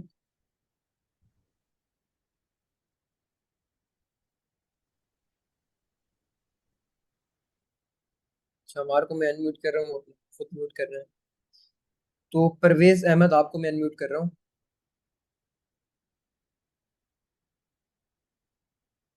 जी अस्सलाम वालेकुम सर। वालेकुम अस्सलाम। अस्सलाम वालेकुम सर। वालेकुम अस्सलाम। सर सेक्शन तो माशाल्लाह जबरदस्त अच्छा गया है। बस ये थोड़ा सा डायनेमिक में कंफ्यूजन है, वो थोड़ा सा गाइड कर लें, क्योंकि ये अगर लेट सपोज हम इफ एल्स से करते तो इजी होता, लेंदी हो जाता, हाँ बिल्कुल। लेकिन इजी आई थिंक वहां पे रहता, क्योंकि वो अच्छा देखिए, इफ आपको एक एल की चीज सारी बताओ, कंडीशन मैं सारे बताता मामला हूँ। वो ऑलमोस्ट क्लियर हैं। यहाँ पे तो कितनी इस करेंसीज हवाले आ से मैं रही हैं? कहना चाह रहा हूँ, क्या हम इफ एल से करें तो बिल्कुल कर सकते हैं, बिल्कुल कर सकते हैं। फिर लेकिन कैसे होगा? लेकिन लेकिन ये डायनेमिक अप्रोच मैंने इसलिए यूज की है कि मिसाल के तौर पे अभी तो 5 करेंसीज हाँ हैं, 5। कल को चल के 20, 100, 200 सारी करेंसीज आ गई। अब मुझे हर करेंसी की बेस पे कंडीशन लगानी होगी कि अगर यूजर की टू अमाउंट ये है तो इसका एक्सचेंज रेट उठा के लाओ, अगर यूजर की टू अमाउंट ये है तो इसका एक्सचेंज रेट उठा के लाओ। इसी तरीके से फ्रॉम के लिए भी लगानी होगी कि अगर यूजर की फ्रॉम अमाउंट ये है तो ये वाली करेंसी सही उठा के लाओ, अगर यूजर की फ्रॉम अमाउंट या फ्रॉम करेंसी ये है सही। तो उसका एक्सचेंज रेट उठा के लाओ। तो पूरी की पूरी करेंसी मुझे लगानी पड़ी, यहाँ पे पूरा का पूरा काम मुझे एफएल्स की मदद से करना पड़ता है। तो ये जो मैंने काम किया है ये एक अदद बेस्ट बेस्ट सही। अप्रोच है इस चीज को करने की। अभी आपका 5 लाइनों के अंदर पूरा का पूरा काम हो गया। हाँ मैं मानता हूँ कि ये वाली जो चीज है ये थोड़ी सी ट्रिकी हो सकती है कुछ लोगों के लिए, लेकिन इस चीज को आप लोग प्रैक्टिस करें, आप लोगों के लिए क्लियर हो जाएगा। ये एक बार दोबारा सही। रिवाइज कर लेता हूँ, रिपीट कर लेता हूँ कि ये जो अप्रोच है अच्छा ऑब्जेक्ट सर, की एक डायनेमिक वैल्यू को गाइड करने की है। डायनेमिकली ऑब्जेक्ट की प्रॉपर्टीज को गाइड करने के लिए सर हम ये एक वाली चीज बस ये गाइड कर जी लें, line number. Line number sir ये लाइन नंबर 33 में लेट फ्रॉम